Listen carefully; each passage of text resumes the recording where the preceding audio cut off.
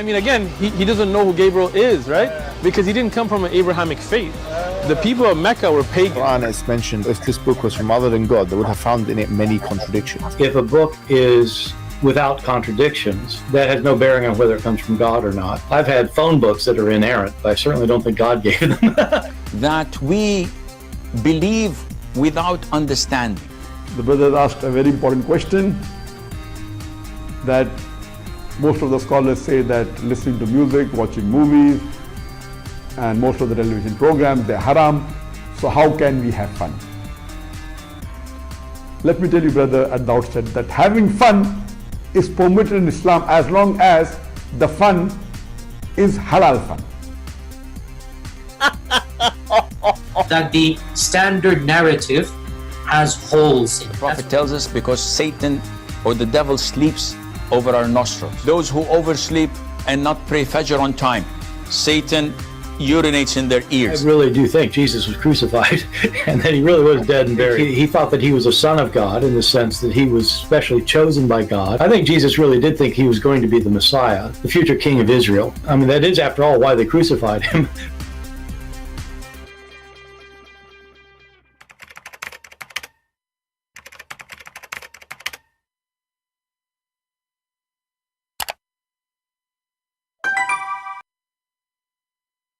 Hello everyone, and peace of Christ to all of you. Please invite your friends and let us have some good time together.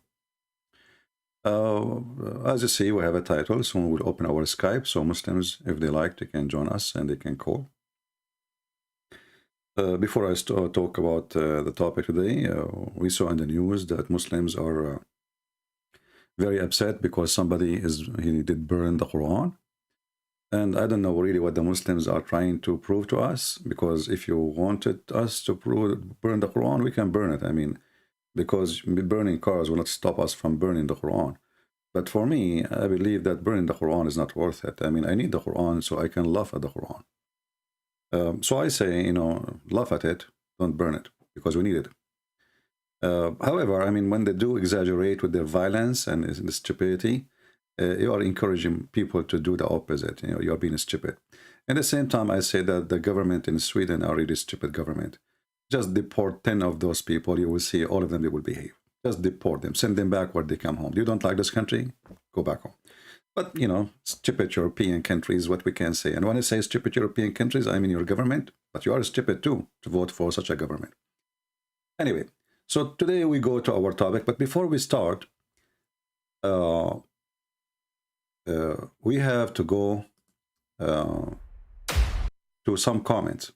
Sorry, my page flipped to Sheikh Omad page. We have some comment made by some people. This is why I was actually a bit late for you, because I was trying to read the comments in the comment section. Here we have a Muslim, always Muslim by the way, they use fake names, and suddenly Fatima, she is Sandra, and Muhammad, he is John. It's just a game, so they can make you feel, like, oh, this is not a Muslim. Here you will see a Muhammadan. Her name is Sandra, as she calls herself, Sandra Fatima Aisha. The Muslims, they argue about the sign of the resurrection or the death of Jesus.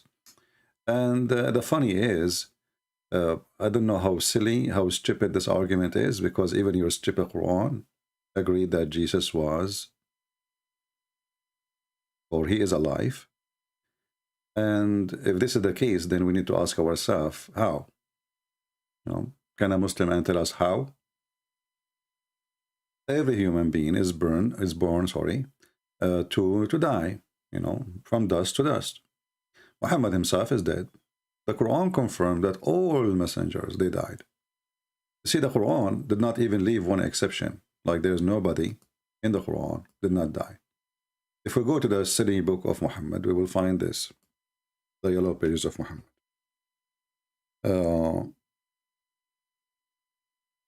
The Quran always used the word قَدْ خَلَتْ مِنْ قَبْلِهِ الرُّسُلُ. All messengers before that person pass away.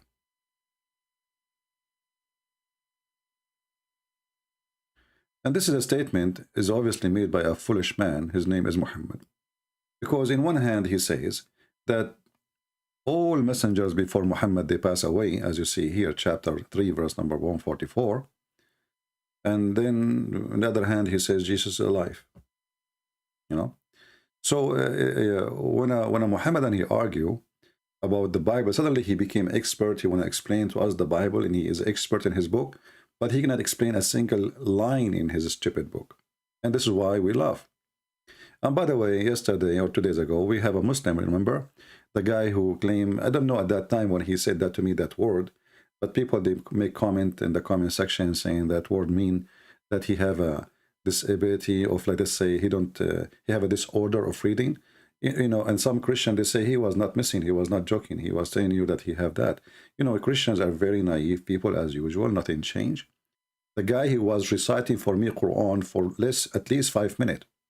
He was reading in Arabic, which is a very complicated language.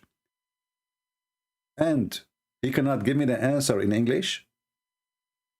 And you will find a Christian saying, Christian Prince, this person was not really messing up with you. He is telling you he have a disorder. And he explained to me what that word means. This is how naive the Christians is. You know, the guy he called me, the guy he volunteered, the guy he spoke to me already 4 times. And he read each time he called me. And now suddenly he have an illness. Like, what happened? In 24 hours you get sick and you cannot read no more? So I wanna warn the Christians. If you are not vigilant and a person with intelligence, you are in the wrong place. Go watch cartoon. Go watch cartoon. Those people, they are professional liars. They call you to play victim so they can earn support from the full audience. I'm not making fun of anyone. I want an answer. I keep repeating the question. Okay, you cannot read it. Can't you give me the answer? Read it with your eyes, your heart. Give me the answer. You can't talk, can't you? He can, right? He's calling me names. He's making fun of me. But then you will find an idiot in the chat or in the comment section. You know, he is taking his side somehow. And yet they are Christians. Because simply those people are very naive. And they have a good heart. But your good heart is not connected to your brain, obviously. Now we go back to here. Chapter 3, verse number 144. It says, Muhammad was only a messenger. There lived other messengers before him. Any Muslim agree with this translation? This is what the verse is saying?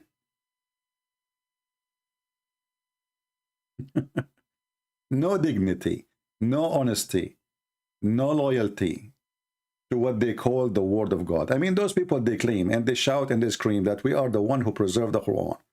If you preserve the Quran, why you are corrupting the Quran in your translation? Because this is a corruption. In Arabic, it says, قَدْ خَلَتْ مِنْ قَبْلِهِ الرُّسُلْ, mean all messengers before him pass away. Anyone see the word pass away here? No. It says, there is live messenger before him. Well, is that Allah telling us in news now? I mean, don't we know? If you change the translator, just to show you how this religion works. It says the religion of the devil. Let us go to Bigtal. Bigtal, a Muslim, Muhammad Bigtal, another terrorist. Muhammad is but, I don't know, I think you're missing the word, the second T in the word. But, you mean one T, but? Okay. A messenger between 2 brackets, like whom have passed away before him. Look, in the previous translation, it says messengers lived before him. In the second translation, it says between 2 brackets and then have passed away before him. Still, this is false, because what the verse saying, قَدْ خَلَتْ مِنْ قَبْلِهِ الرُّسُلُ, which mean all past messengers before him, they pass away. All of them. قَدْ خَلَتْ. Khalat, it's coming from empty, you know, like that's it. Nobody is left. They lie. Let us change different translator. This is Bigtal. Let us see Hilali and Khan. You know, they try to duct tape the stupidity of Muhammad. It's a duct tape religion. And the market is out of duct tape. I mean, China cannot make no more. Okay, it says here, Muhammad SAW. This is the only religion have SW and FAW and, you know, like, okay. No more than a messenger. Oh, he is no more than a messenger. So why you call him a prophet? I mean, you see the stupidity here. In one hand, Muhammad, he claimed to be a prophet. In the other hand, he says he is just a messenger. So if he is just a messenger or he is a prophet and messenger at the same time, a messenger can be an angel coming to Mary and deliver a message. A prophet is the one who prophesies about the future. Muhammad is just a messenger. And it is the Muslim, by the way, who make a difference. For me, I don't see too much different because, I mean, if the message is coming from God about something unseen, well, this is a prophecy. But anyway, here it says, between two brackets, look at the lies, look at the fabrication. You see, they are fixing the Quran. Many, between two brackets, messengers have passed away before him, not exist. It doesn't say nowhere many. It says all messengers, they pass away before him. Not many. What many? Okay, if it's many, that means there's some they did not. I mean, do you see even the stupidity when they try to duct tape this cult? If you say many messengers before him pass away, that means there's still too many. They did not.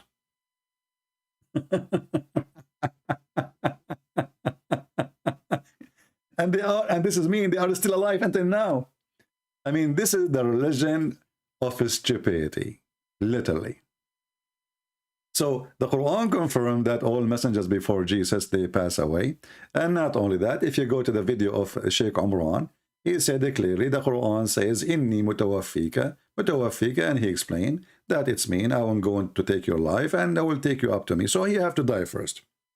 Here we go.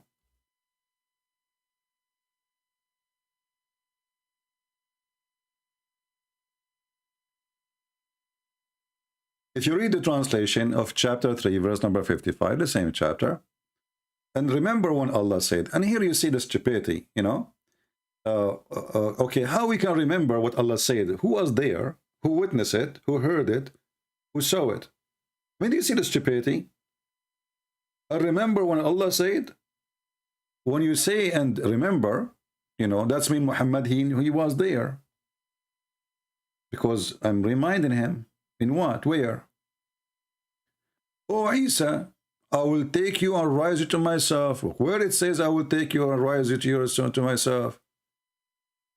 What is the word that will kill you first? Where is the word that will make you die first? It's gone. You change the translator. This is Hilali and Khan. This is the game of translation. They are, you know, this is a religion. The translation of it is made by pervert, trying to cover their pervert prophet. Maududi, let us see Maududi, Mr. Maududi. I like Dudi. Dudi Biden. Okay. When Allah, he said, oh Jesus, I will recall you and raise you. Recall you? Well, I heard that BMW are recalling some of their cars. Recall you? What does that mean? I mean, do you see the stupidity? Let us change the translator. Allah is making a recall. Hello, Mayday, Mayday. Call Jesus, okay? We have to take him back here. Okay, you are we found there is a problem. Recall? Carry. Let us see this carry. Who is this carry? Where are you getting from? I don't know. Okay. I shall take you. I shall take your soul. Like, what the heck? This guy is getting even better. Oh Jesus, I shall take your soul. Okay, hold on. How come all of this never appeared in the previous translation? Here we go. Now we find out that Allah will take his soul. What does that mean? It means he died. Guys, we did not change the Quran. We just flipped in the same stupid website. And then we find the Abdul or a Balbula coming to us to explain to us what happened to Jonah. Let us see this Muhammad Fatima Sandra. With righteous indication, Jesus reply. Let us go to the butter and the cheese. Here, Jesus said, no sign. He does not refer to the Jews, to the blind, to the etc. Like all the sign, the miracles he did. He says, no sign but one, the sign of the prophet Jonas. And then this female Balbula Muhammadan, she mentioned that, well, you know, Jonah did not die. So how Jesus, he compared himself to Jonah? And she posed this comment. Dead or alive, since Jonah was selfless, offering himself as a victorious sacrifice, there was a need for struggling for him. First of all, you are a potato, like you're a prophet. Nowhere Jonah, he offered himself to be a sacrifice. When the people of the ship, they find out that the storm happening, obviously, because of somebody, he disobeyed God. And they question Jonah. If you go to Jonah chapter 1, they question Jonah, what you did. They ask him, wake up, man. Why you don't wake up and pray to your God to save us? And then the conversation lead them to know that this person, he did disobey God, and he was trying to escape the mission which God, he gave him to do. So if we go to Jonah, you can read Jonah 1 from verse number 1 and all the way to the end. I mean, it's a short chapter anyway.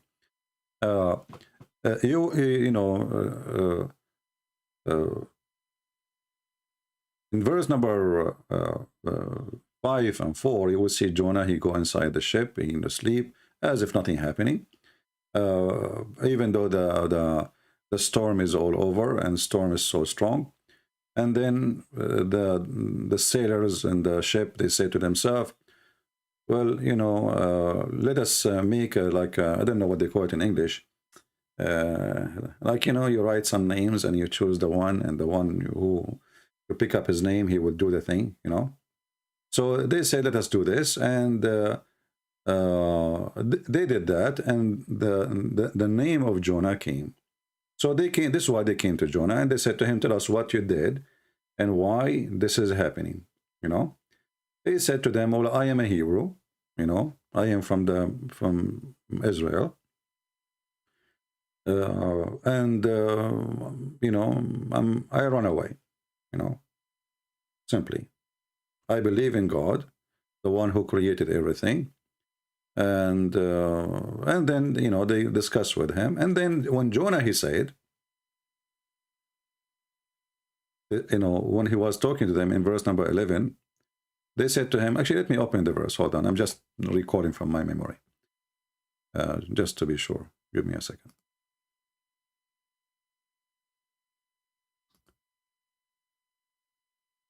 You will see now Jonah, he have no choice. He said, you know what? Okay, well, just, you know, then throw me. You know, they were wondering what they would do. I mean, things is tense, and they didn't know what to do. So when this woman, she says, he voluntarily, even that, I mean, that's not a big deal, because Jesus, at the end of the day, he volunteered, you know, to for the cross. He did not. He said, nobody can take my soul, my soul from me. I lay down myself.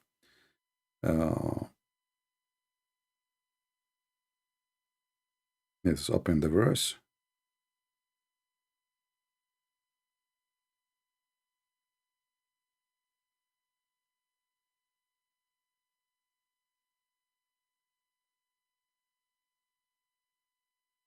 All right, let us see.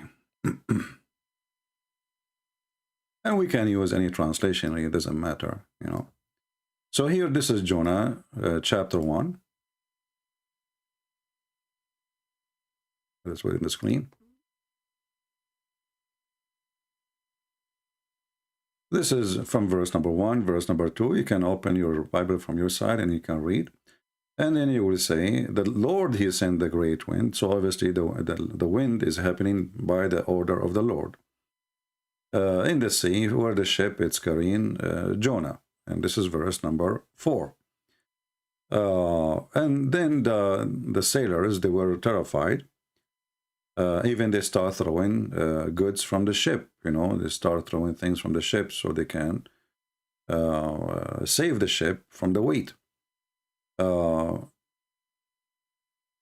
then, you know, those sailors, they said to themselves, well, let us have you know, let us make an, I don't know what the game they call it. Let us choose the name, pick up a name by luck, let us say, and the one who his name is going to show up is going to be the reason for this, you know. And obviously this is wasn't really a game, otherwise the Lord himself, obviously he made them pick up the name of Jonah. So when they pick up the name and they found that Jonah is the one it fell onto him, this game, they said to him, tell us, you know, why this is happening, you know, who are you? You know, you are just a passenger. Who are you? What is your problem? What you did? From which country you are? Who is your people? And then he said to them, well, I am a Hebrew. I fear the Lord, the God of heaven, which has made the sea and the dry land.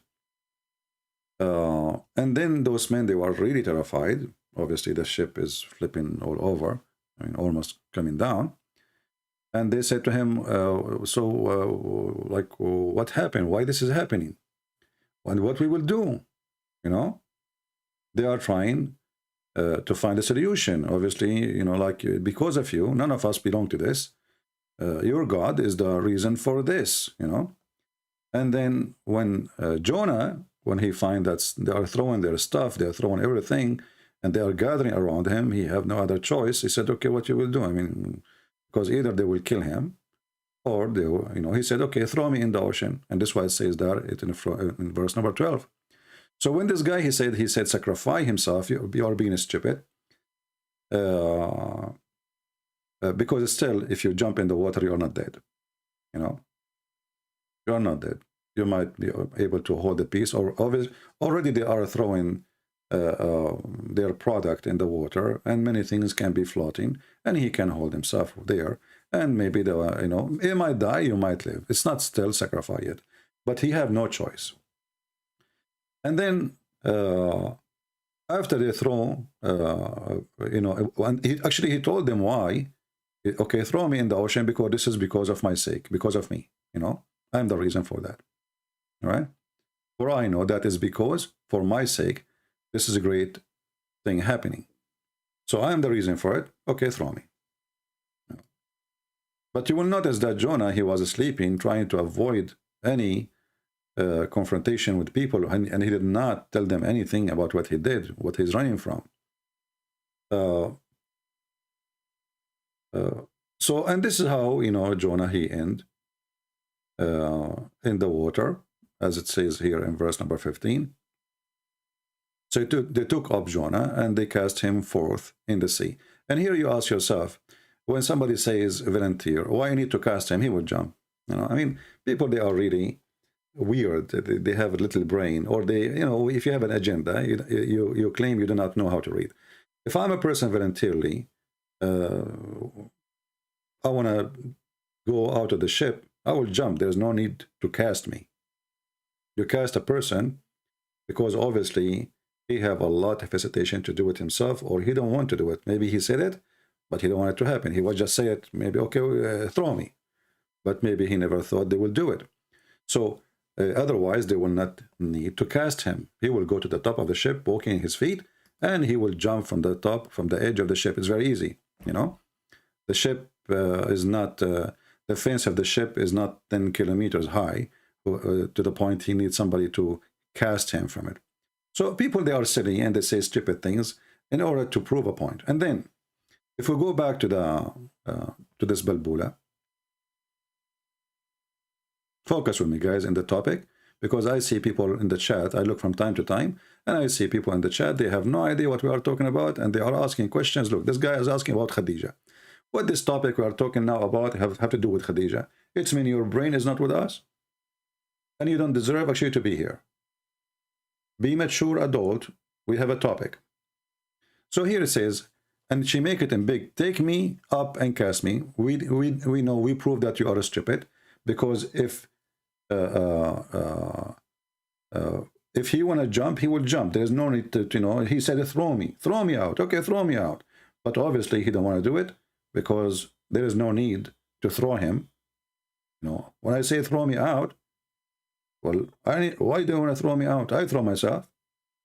Was Jonah a person cannot walk? Was he a person disabled? He cannot even stand up? That can be possible if he is one of those.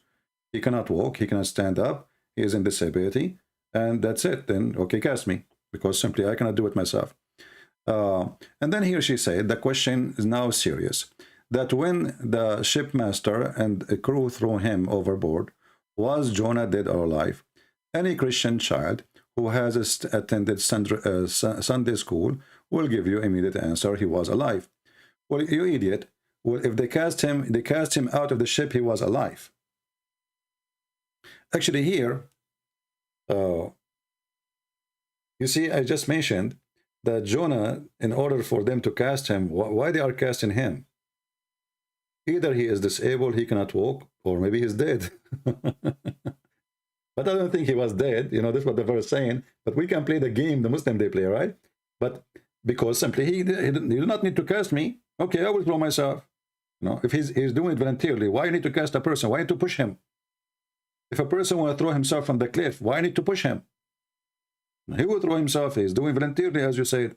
But you are dumb. But so when Jonah threw overboard, he was dead or alive? Well, he was alive, but what did that mean have to do with the topic? You are silly stupid. If you go, let us open Jonah chapter 2. Because the story continue there.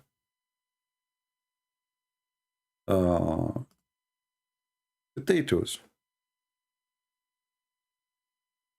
In Jonah chapter 2, we will find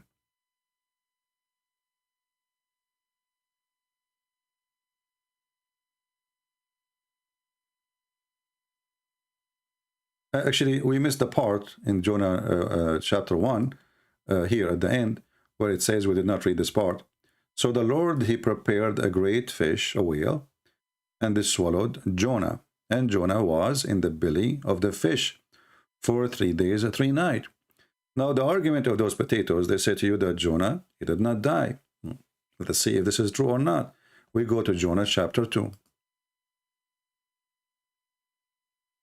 Jonah, he prayed to the Lord out of the fish belly. Obviously, at this moment, he is alive.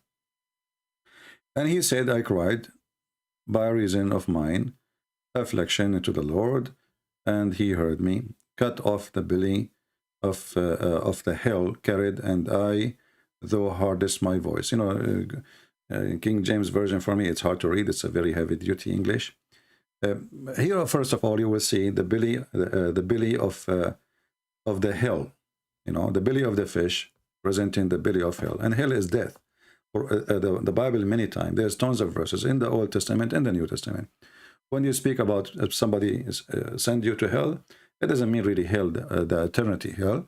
It is death. You know, like this is the other word where, you know, if the person is bad, he will go to hell. And obviously Jonah here, he confessed that he was bad, for he disobeyed God. So where he will go? He will go to heaven. He will go to hell. And obviously this was happening as a punishment for him for what he did. And then, for thou had cast me into the deep. And here you see the stupid woman who made the comment. She said that he did voluntarily jump in the water. Here it says, for thou had cast me into the deep. So do you see, guys, how little reading can get those people busted? Just little reading, it will show you how stupid they are in their comment section. All right? So who is really the one who cast Jonah? The previous verse says the sailors, right? But Jonah, he understands that all of this happening for the Lord he wanted to happen. So who is the one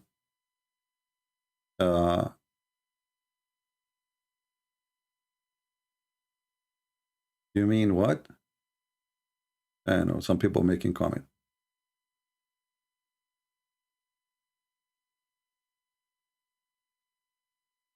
Okay, some people, they are giving a better translation. No problem. You see, it doesn't matter really. Same Sheol or Hados mean a grave. Yeah, actually, it depends on the translation. It's no problem. We are going there. Just wait, you know, have patience. Uh, for sure, if you are a person who read the original language, and let us say this is our weakness here, you know, if I am a person who speak Hebrew, I will for sure I would do better. But if you ask the Jews themselves, they agree that Jonah, he was dead inside the fish. But even if he is not, I mean, we will see how that will not make any difference anyway. But if we go and read more,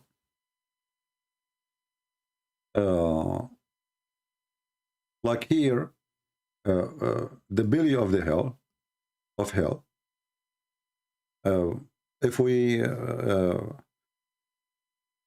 you know, if you are a person who study the Old Testament and the New Testament, you know how and what that word means. So why a person he is in the belly of hell if he is alive, or he will be alive? You know, you don't go to hell until it is afterlife.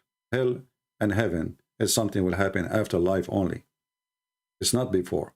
So even we use this translation, still this word can work very fine. All right.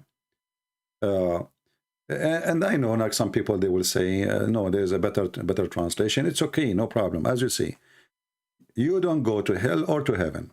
And all of us, we agree on that. Until you die. You don't. Now, for sure, there's exception, like Jesus now is in heaven. And even when Jesus, he went down in hell, but Jesus did not go to hell. This is death. You know, like when Jesus died, he entered into hell, but that hell is what? Is death, is not hell, you know, like hell where people go to be punished. But all of us, we knew that a person, when we mention hell, we mention heaven, that must happen after death, not before. Otherwise, before death, what hell? You know, I'm not entering hell anywhere. If a person, he go to jail, he is not in hell. If a person, he suffering from illness, he is not in hell. If somebody is, he loses his feet, he loses his hands, he is blind, he is not enter hell. So when you enter hell after death. So here, actually, it's a clear sign. It says that Jonah, obviously, he speak. And, you know, we need to remember this. The story here is reporting, or there is a reporter of the story, right? So the story, as it's told by Jonah, what happened, what he experienced. But here we see that there is a person reporting the story. So you need to understand that there is a person from his point of view as a narrator, he is reporting what happened to Jonah and what Jonah said. Then we continue. And if you don't like this translation, you can change. I mean, it doesn't matter really for me. We can use the, let us see, there's a Jewish translation, I believe, here in this website. Orthodox Jews. I don't know where we'll find it. Let us see, Orthodox Jews. I'm not sure where it is. I think there is one here. Let me find it. Because I remember once I saw Orthodox Jews.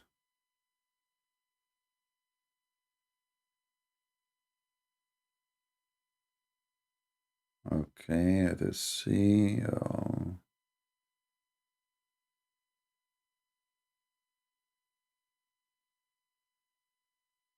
I know, I don't find it. I remember I saw it once. Maybe they put it under other languages. Let us see. Because it's mixed with Hebrew. Let us see here. And they're all.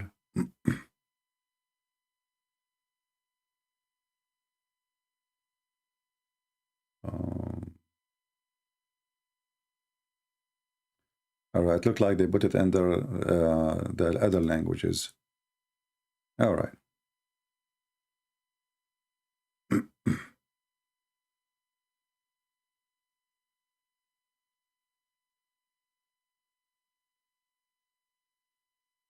Or we can use the Aramaic translation. But anyway, if we go, we will find in chapter 2, let us go back to the screen. Give me a second.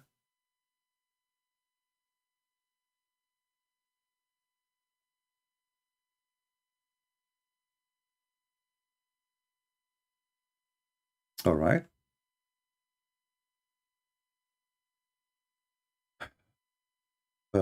You will see here Jonah is speaking about what's happening to him, describing exactly what's happening to him. So if you go to verse number 5, in verse 4, he admit that he was cast into the deep in the middle of the sea. And, all of this because simply he was a sinner because he did something wrong. And then I said, I am cast off this sight, which means I am cast of your mercy.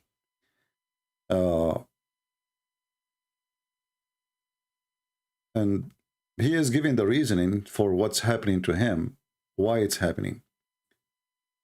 And in the same time, he is making a promise that I'm going to do what you want me to do.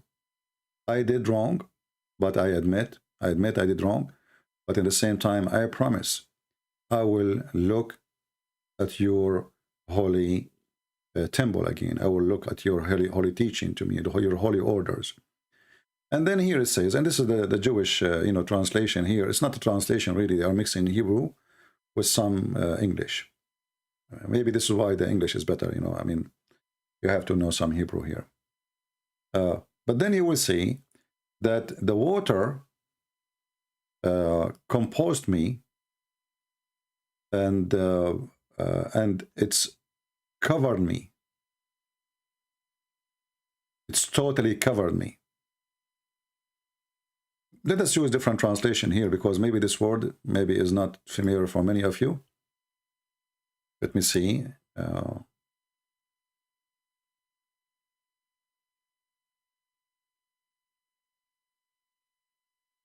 What nefesh mean? Let us see.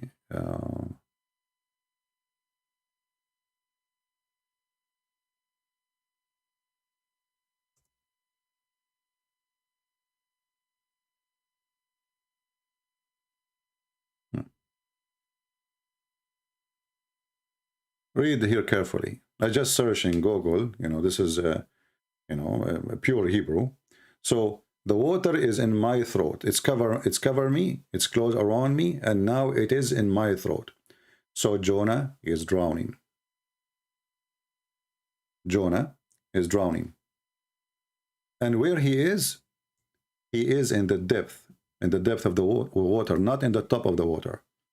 He is inside the belly, yes, but he is in the depth of the water because it's still, if you study the whale is not like a fish. It's a mammal, and they have a different system. They have their stomach is different.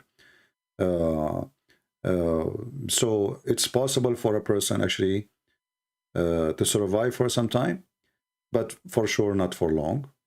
Because it depends how much water he put in his stomach, and how much food he dump over you. I don't know if you watch any documentary about the whale, you will see what I'm talking about.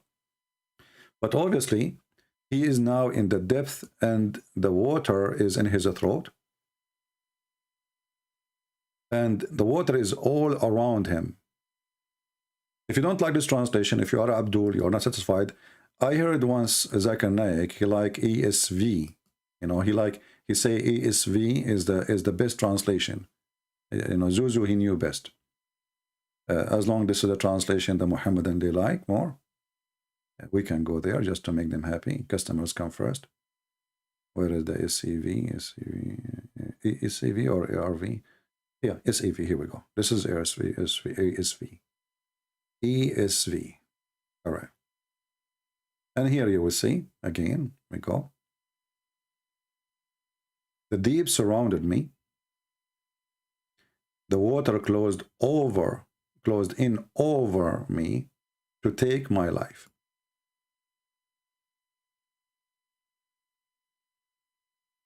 He is dying the moment. That's it. He's describing that it's over. He is dying now.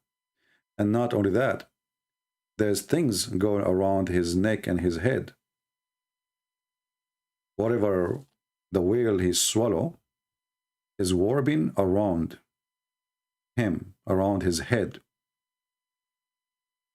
At the roots of the mountains, I went deep to the land, whose bare clothes upon me favor.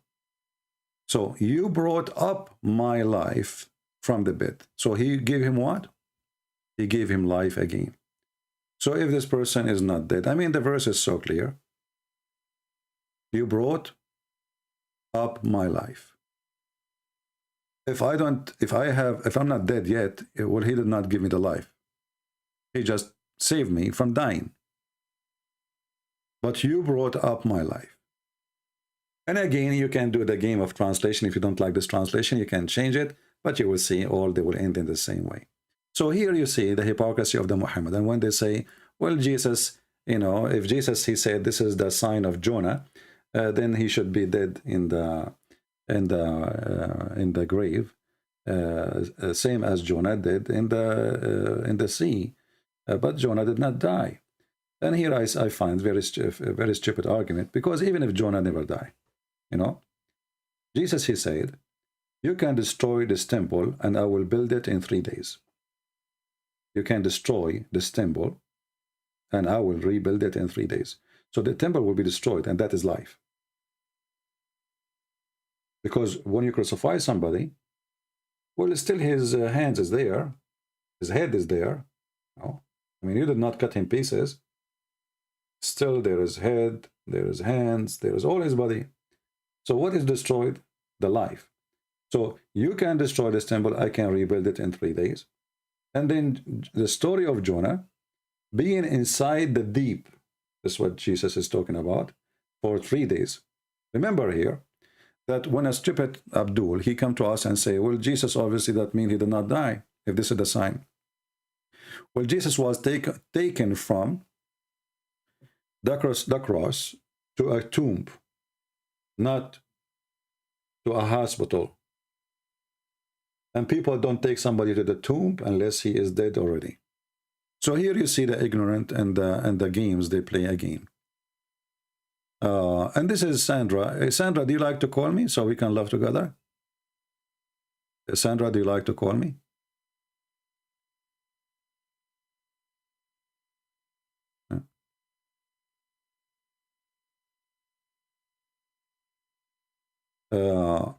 This is the Sandra, you know, the funny lady. It might be a guy, by the way, because they use you know, fake names so they can add ladies to their names and talk to them. As you see here, it says, and you brought up my life. You gave me life. You gave me life. Well, if he is not dead, why he is giving him life? How that work? You know.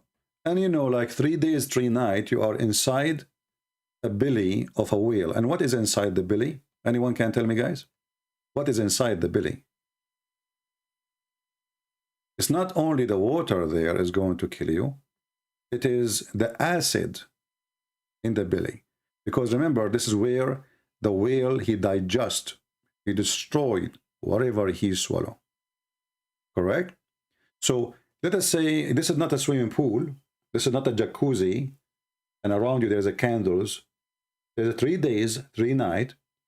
And the acid is digesting you. And imagine this is a whale. This is not a belly of a human, you know. So if you survive from the water, well, you will not survive the acid. You will not survive the things which became like a jelly, you know, like, because this is what happened to the food, you know, when you throw up, you know, like this disgusting stuff, because simply the stomach is digesting and make it hollow, and then, you know, like became liquid, totally liquid, and then the body will suck it and take it as energy. So when a foolish person, he come to us and he say, well, Jonah obviously was alive, that is very stupid of you, because number one, it's impossible. It's impossible. If you don't die by the water, you will die by the acid. Number two, it was not for 2 hours or 3 hours. This is 3 days, 3 nights. 3 days, 3 nights. How long a human being can survive putting him inside a pool of acid. How long before he will be dead? Acid. You know, if your acid, if your stomach come back to your throat, you will know what will happen. Extremely harmful. Correct? When people, they say they have a heartburn, you know, what is the heartburn? It's not your heart is burning, but your acid is going up to your throat, and that is extremely hard, extremely, it will burn you. You are literally burned. So imagine if all around you is acid. So, I mean, their argument is very silly and very stupid. But look what happened. God is good. God is good, and God don't leave himself without witnesses. And this is why we find now the Muslims, they agree that, you know what, Jesus, he was killed in the cross. He died in the cross. And whoever say no, he is lying to himself. This is why Sheikh Omran, he says, stop your nonsense. Stop what? Your nonsense. Look what Sheikh Omran, he said. A moment of truth between him and the Muslim. And by the way, the Muslim, they say things when they are behind their doors. They don't say to us when they are in our doors. My friend, somebody want to call me. Somebody want to call me. I get it. I get it. Take it easy. My Skype is not open yet. When I say my Skype is open, people can call me. And only Muslim can call me. Very simple. No need for this drama. Whoever want to call me, he can call me. Why even you need to tell me this guy want to call you? I mean, do you see like my Skype is the same as the heaven of Allah? He have a guard, and they ask who is behind the door, who is with you? What's wrong with you people? Soon I will open Skype, and the Muslim who like to call me, you know, all what he need to do, he texts me and I will call him. Sometimes we stay for 10 hours waiting for a Muslim to call. So look what this Abdul, he said to the Muhammadan. And this is what they say behind doors, remember. Here. We killed him. The Messiah, the son of Mary, the messenger of Allah, we killed him. In fact, if you and I were there, we would also come to the conclusion that he died. And you will hear him say. So if me and you, we were there, we will come to the conclusion that he died. That's what he said. Now, if me and you were there in the belly of the whale for 3 days, 3 nights inside the acid, obviously acid for those Abduls are shampoo and doesn't hurt. And even when Jonah, he say, you gave me back my life, still he did not say that he died. Well, but this is Jonah talking, right? You are trying to insult Sandra, and go Sandra. You will not find any husband here. You are very upset. Just get lost.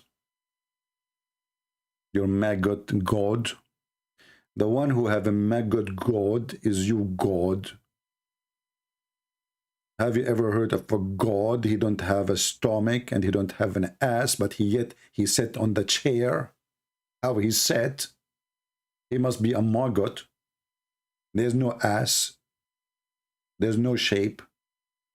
He's just an insect. A maggot God. A very angry female. Go and get a husband. Go. You relax.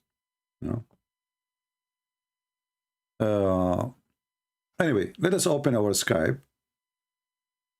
She is upset because we know, we show everybody how silly she is. And you know, by the way, those people don't even read. They copy-paste articles. They did not even open the chapter to read.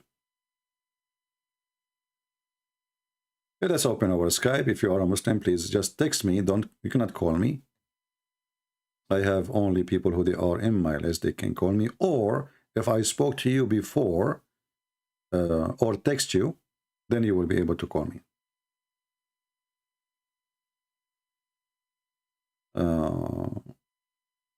Okay, we have a Muhammadan here. Let us see. Give me a second.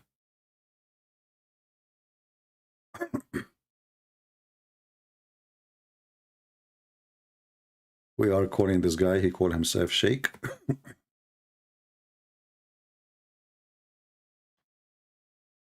Well, it says he is not online. I don't know. So he texts me and he's not online.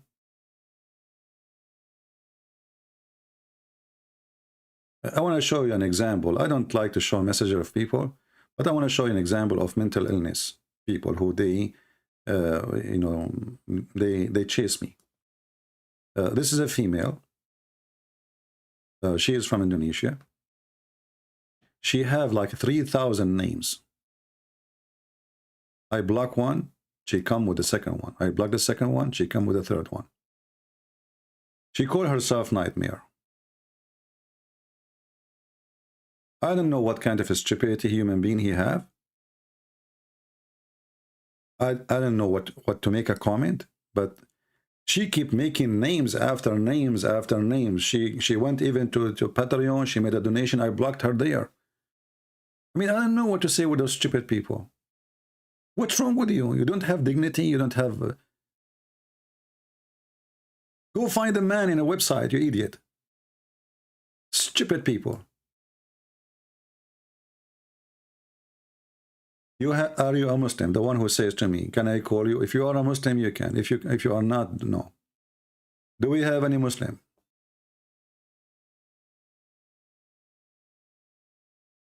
Any Muhammadan?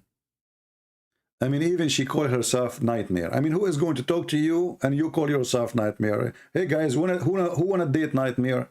Her name is Nightmare. Have fun.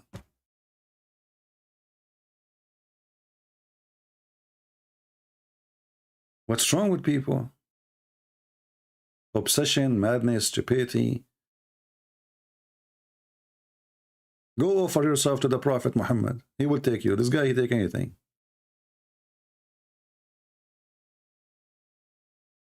Do we have any Muhammadan? What is the Muhammadan who want to text me? Obviously, he's not a Muhammadan, right? Let us see this guy here.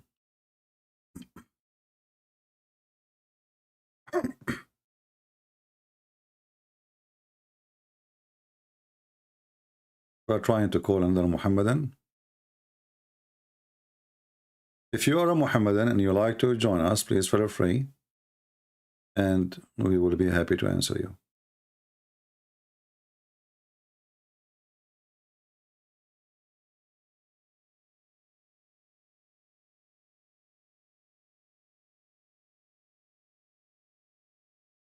All right. The second Muhammadan we called, he did not answer.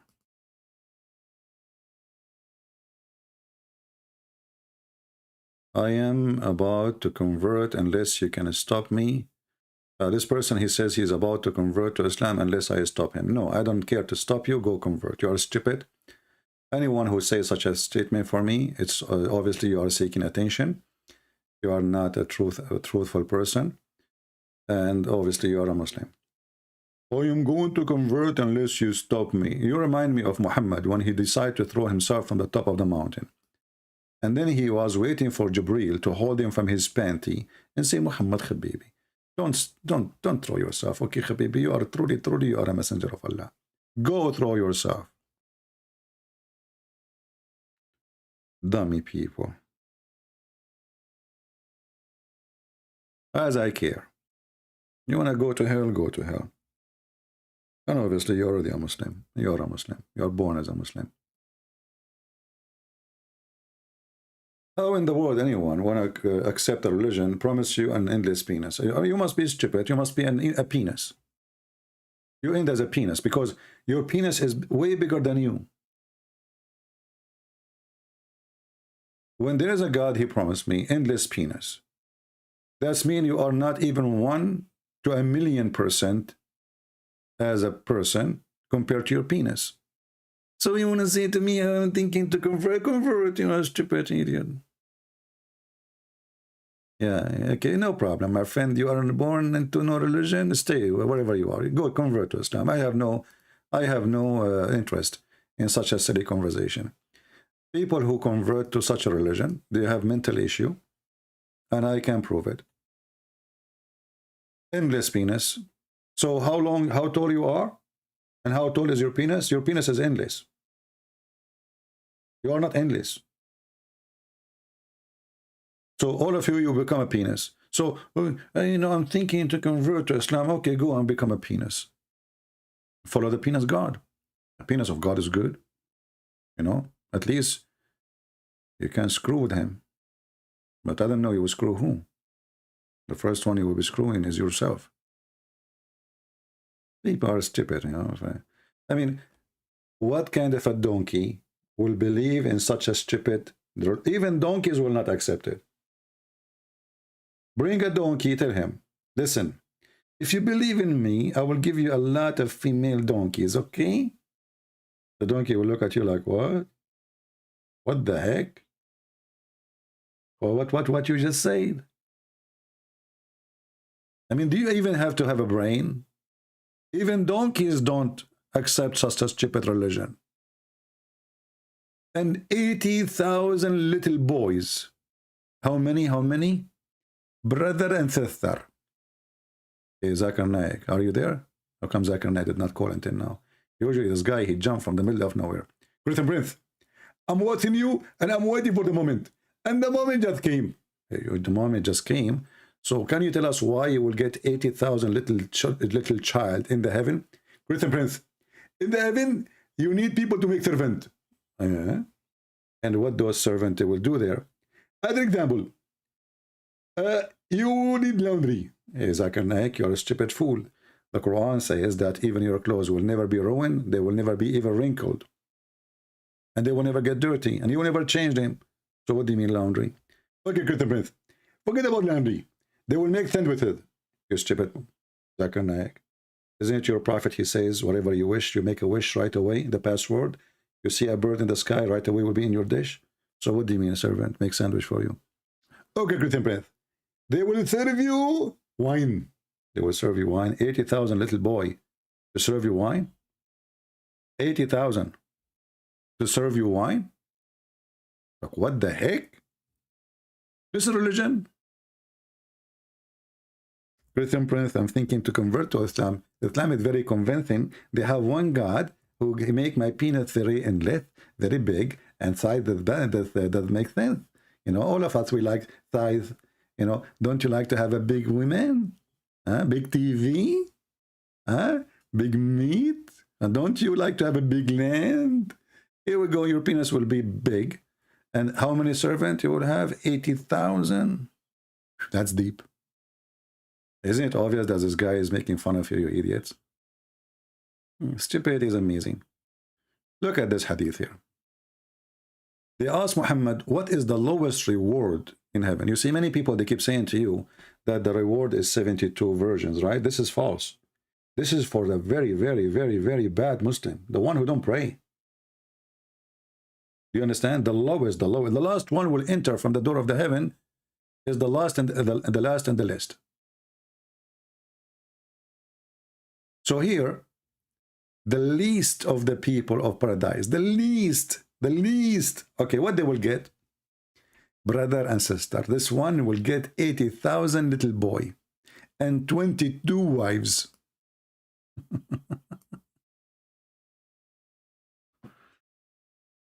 Oh, Lord have mercy. Do we have any Abdul? He is proud about his cult.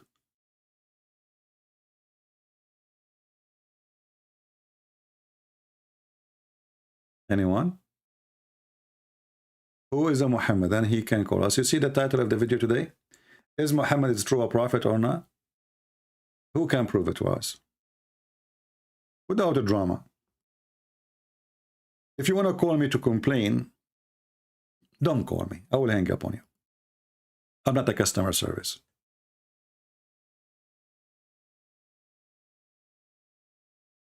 A person saying to me, hello CP, I am an ex-Muslim agnostic.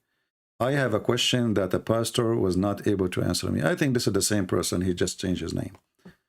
Yeah, good to try. If you are a Muslim, text me.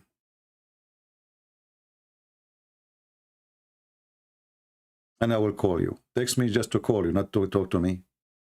I don't want to text back. Anyone?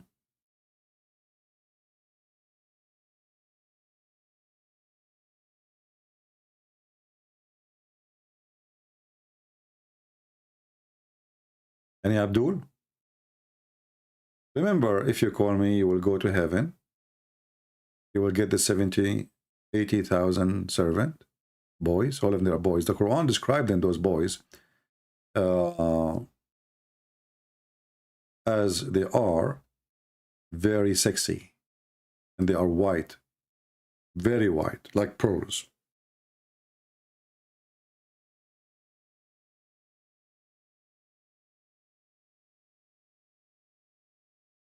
Chapter 52, verse number 24. Let us see this guy. We'll give him a chance. Maybe he is being honest. We will see. Let us call him.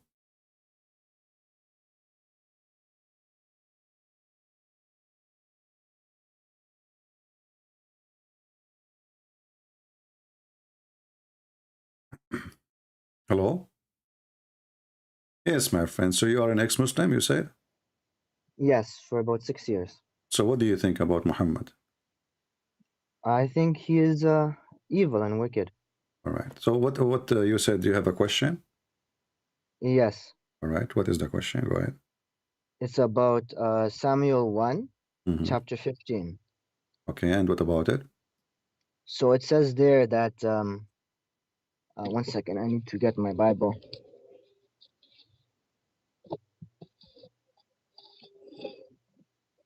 It basically says that God commands them, I think commands David, to kill the people of Amalekite. And he has to kill the man, woman, child, and infant. And I feel this is similar to how Muhammad used to go and check the boys for, hair for puberty and then kill them too. So I thought it was well, first of all, when the Jews, they go in war for a reason. Those people, the people of the Amalek, they annihilate I don't know if I'm using the correct word in English. They almost extinguished the Jews. They killed a lot of them, and they killed their women, their children, and they take them as slaves. Even they took their holy, let us say, sacrament. So the Jews, when God, he ordered them, and everybody knows that the Jews believe in the law, which says eye for an eye, and this is war. This is not two people fighting neighbors. You killed my son, I kill your son. No, the one who killed, he will be killed. But this is a war, and the Jews almost are extinct. And those people, they are doing with them all kind of evil, from killing their children, to taking their land, to taking their temples, and to rape their women. So the Jews, they've been given an order that you are required in order to survive. Otherwise, they will keep doing this. And their children after them, they will come and kill you. Because the infant today is going to be a man tomorrow, and he will go in war the same as happened before. And it will never stop. So either they finish you or you finish them, so the war will finish. And then the Jews, they did not even do what God, he ordered them. And then the war never finished because they disobey. So the war continue and the killing continue, and it's forever. And now I will give you an example. My friend, there's nothing is called a child to be killed or not. If God, he said, God, he said. We are not the Jews, the Muslims, who they are hypocrite. We deny things. Who is the one who gave the life to the child? God. Okay. God, he says, I take his life. Who are you and me to question? So God, who created us, if God, he says, Christian Prince, I'm taking your life, can I stop him? Can I say to him no? Can God, anyway, without the Jews or with the Jews, cause them all of them to die? He can. But God, when he ordered the Jews to do the command, he was giving them another test to show them how much they are forsaking him. They don't listen. They are potatoes. But CP, my friend, your logic doesn't know. You see, this is not about Muhammad. Muhammad, he was attacking to rape women, to take money, to take jewels. not because those people are attacking him. Who did the Christian attack Muhammad? No. Did the Christian make a threat to Muhammad, convert or else? No. Did the Christian say, if you don't convert, we will come to the Kaaba and take the Kaaba? No. So Muhammad was attacking for no reason. Those people, they are being attacked already. And actually, this is a verse in the Quran, in chapter number 2. It's mentioned that how Samuel, because the Jews, they refused to fight for Allah, Allah, he cursed them. So Muhammad trying to copy the Jews' story, and he always claimed it to his God. So I don't need to argue with you about it. It's up to you to accept or not to accept. And I don't care really if you accept or not. I'm just telling you what it is. But CB, you gave a good reason for the children, because, you know, maybe the children will grow up and remember what. Not maybe, they will grow up. I mean, what is that maybe? I mean, have you ever heard of a child will not grow up? So if I kill, my friend, if I kill your father, okay, and you were an infant, your mother, she will tell you, right? Who killed your father? What you will do? Yeah, I will kill you, yeah. Okay, so this is English. They have war for a long time. It's not just a year, a month or two. And the one is victorious is the one who is attacking is the Amalekites. It's not the Jews, the one who is taking over, you know. So there's no solution for this. And those people, they hate them. They hate them for a very simple reason, because they are worshiping Yahweh. Because they are worshiping God, they don't approve. So we want to kill them all. That's what those people believe. So if you say to one side, oh, you don't kill them, and the other one, they don't have God to say to them not to kill them, they are pure evil, then you are making your people are exposed to death, and they will be, you know, destroyed. So what God, he said to them, well, they are evil, they don't deserve my protection, and they are killing you because of my name. Go kill them. And then the Jews, they did not. If you read actually the whole chapter, you will find that they refused. They did not do it. They did not. And the war continued. So my friend, God, he do things for a wise reason. And at the end of the day, you know, we as a Christian, we are not the same as the hypocrite Muslims who deny things. You say, oh, he did not. You know, in Islam, we don't accept killing children. No, in Islam, they accept children. We have the story of Al-Khadr. We have the story where the Muslims came to Muhammad and they said to him, well, you know, when we attack the, you know, our enemies, we are killing their children. Is that okay? He said, yeah, they are from them. You know, there are rihum. I don't know if you speak Arabic. Yeah. So the Muslim, they deny it because they are hypocrite. We do not deny it, for we are not. You know, this is what the Bible says. And we believe in it. And we believe it's a good reason. But for you, from your side, you might agree, you don't agree, this is your business. We don't compromise with a disbeliever because he thinks it is not right. Okay, You know? I understand. Yeah. So this is how it is. Those people, they are in the stage of surviving. This is not about two neighbors living together and the guy, he just throw a football in your yard and you're going to kill the neighbors, all of them, because they put a football in your, no, or they broke your window. You know, those people are taking the women, taking the children, taking everything. And the end of this nation is going to be based on the decision to obey God or not to obey. So God is telling them about the future. If you don't do this, this is what will continue. They refuse to obey God. And the war until now continue. Look, go right now and watch the news about Jerusalem. Those Jews, they never obey God, and they will never obey God, and they will still in war forever because they still don't obey God.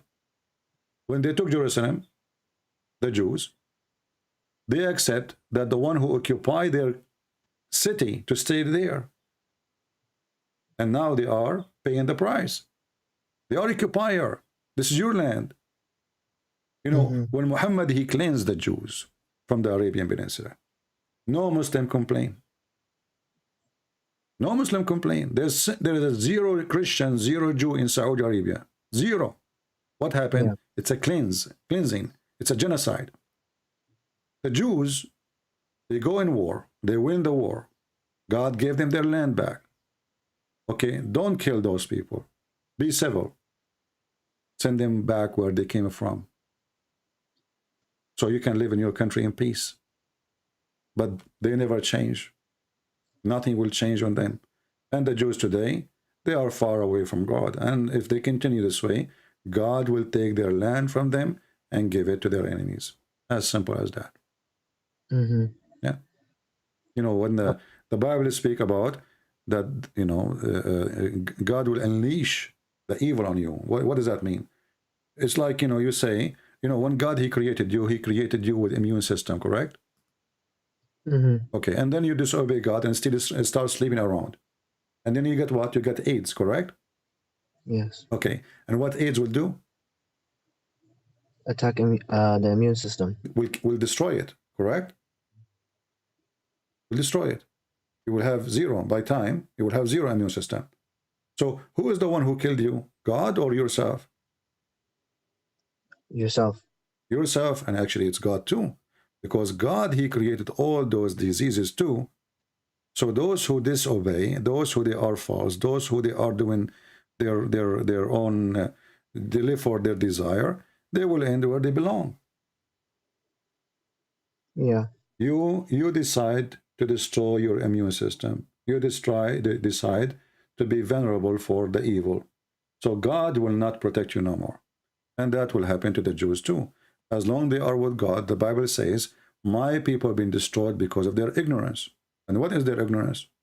They start worshiping idols. They start, you know, changing their belief, the way they dress, the way they live, everything. They change everything just to be hypocrite to the neighbors who they are pagans. They don't worship the true God.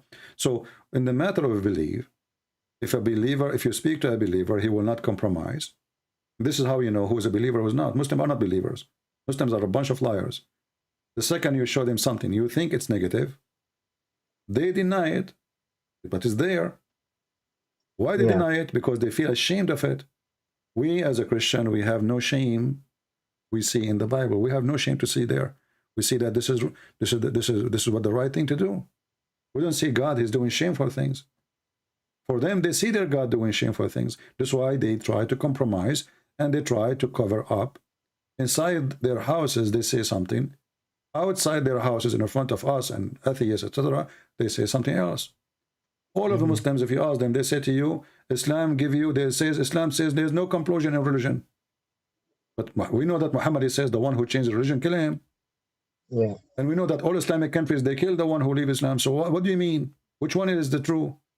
So they say something, they do something else. But the truth is, Muhammad, he killed anyone who leave his religion. If you ask a Jew, is it true that the Old Testament says if somebody leave the belief, you kill him? He will say yes. You ask a Muslim, he will say no. You see, they deny it because they are not true believers. They are potatoes. And that's why we laugh at Islam.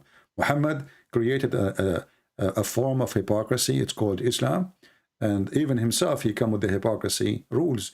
It's called taqiyya. So if I talk to you and what I say to you is going to expose your belief and make it look bad, you are allowed to protect yourself, to protect your belief, to deny it. When someone like David Wood, he debate with Mimi Hijab, David Wood, he says to Mimi Hijab, your God have body part. Mimi Hijab, in 2 seconds, destroy the answer question. He said, who said so? Hypocrisy. Well, all of Islam says so, Muhammad says so, the Quran says so, the scholars say so.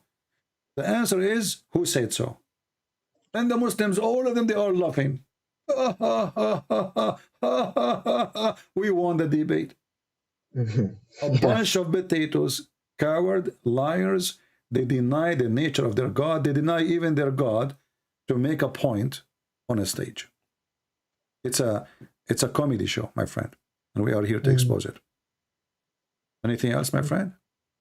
I don't want to take too much of your time, so I think I will ask the questions to the pastor. Well, I just answer you. I have other questions, but this is the only question that the pastor. So you are asking questions about Christianity and Judaism. Is that mean you are interested on them, or just asking? No, because I want to become Christian, but okay. You know, I feel there are some things blocking. Okay. So what is blocking you? Tell me. Maybe I can help you. Because you talked about how how for apostasy they will kill you in Islam, and even in the Old Testament it will say that. And Mhm. Jesus in the New Testament, he said he came to complete the law, Exactly. not to change it. But I don't understand why everything seems so different. No, Even the food, nothing the different. food. No, nothing Yes, different. because the food in the they cannot eat it, the Jews. But then No. Jesus, he made it lawful. Okay. See, first of all, let us talk about the apostasy. The apostasy for the Jews is a person he betrayed them, because the Jews is not just a religion, they are people, they are ethnic. Do we agree? Yes. Okay. So all the neighbors, as you see, they are enemies. So now you go and you join the enemy camp. So the apostasy is not only just not to worship God, it's you are betraying them and joining their enemies who want to kill them. And even now in America, I don't know if you remember, there's a guy, his name is Al-Wakili. He is an American citizen, but he is originally from Yemen. He joined Al-Qaeda. What the American did to him? They killed him, right? This is 2000, a few years ago. So is that apostasy? You can worship whatever you want in America. You can worship yourself. You can worship stone. You can worship a bikini. But he joined the enemy. He joined the enemy when he destroyed the country. So the apostasy law in the Judaism, you need to understand that this is not about leaving religion only. This is about joining the enemy camp. People who have destroyed the Jews. Secondly, you said about Jesus, as an example, what is lawful for food, what is not lawful for food. Well, Jesus never says anything against the Old Testament. What Jesus said, he showed the Jews that you became too much into rituals and you became foolish. For it's not what go inside the mouth make you dirty, what come from your mouth. So, you know, when they speak about the Sabbath as an example, Jesus, they saw Jesus working in Sabbath, you know, doing miracles. So, or his disciples doing things. So Jesus, he said to them, Sabbath was made for the man, not the man was made for Sabbath. The Jews are very greedy people. They were, you know, they love money, and they forced themselves and their household and their servants to work 7 days. If they can work actually 8 days a week, they will, they will, you know, they love money. So what God, he said to them, he gave them a very conservative law about Saturday, the Sabbath. Why? Because he knew their greed. They knew how much they love money. So he had to enforce it on them. So when Moses, he gave them the law, it was because they are very, very in love with money. They are abusing their servants. The guy, he go to sleep and the servant working 7 days a week. So he put a very tough law on them. But the purpose is not the Sabbath. God don't care for your Sabbath. He don't care for your Saturday, Sunday, Monday. He care for what is right. So God, he said to them, you don't work in this day. All your household, all your servants, they stay home. That is for the benefit of the man, was not for the benefit of God. Secondly, let us say eat pork. Eating pork is forbidden in the Old Testament. There's many things, even camel, you know, is forbidden. But there is a reason. There's a health reason. There's a health risk. And God, he don't care really if you eat pork or you eat beef or you eat shrimp. Food is food. But there's certain animals, they are growing in the field and they are eating and they are coming with diseases. As an example, pigs in the old days, nothing changed actually now, but the difference is we don't drive in the highway and we find dead bodies all over, right? Unless you are in a war zone. In the old days, people, there's the pirate, there is the gang, there is the thieves in the road. They kill people, they take they rob them, they take their money, they throw them in the street, or they throw them in the desert. The one who will come and eat them is the pigs. Or you leave the pigs by themselves. You come in the morning, you throw them somewhere, you come back after, etc., and then you gather them back, you take them to the town. But those pigs, there's nobody is watching them what they are eating. They can eat, they eat a human. Pigs, they eat anything. Pigs, they eat anything. So this was the reason. But if you think about it, it is not because that will make them unholy, but that because for their benefit of the health, not for the benefit of God. Otherwise, God is God. Well, you eat pigs, well, you don't eat pigs, what that will do to him? You know, nothing. But Jesus, he come and he said to them, I came to complete, as you say. But he said to them too, that it's not what go inside your mouth make you dirty, it's what come from your mouth. So Jesus is correcting them. You focus in what you eat, but your filth is coming from your mouth. You are a hypocrite. Yeah. You take interest from people. You know, against God teaching. I mean, everything they do is against God teaching, but they focus only not to eat pork, like the Muslim today. Prostitution, sex under the carpet, under the table, you know, one night stand, mut'ah. Muhammad, he came with the mut'ah. This is so Muhammad, he forbid them from eating pork, but he come with the mut'ah. So which one is more horrible? Renting a woman for a day or two just to sleep with her and give her money, or eating some pork? Yeah.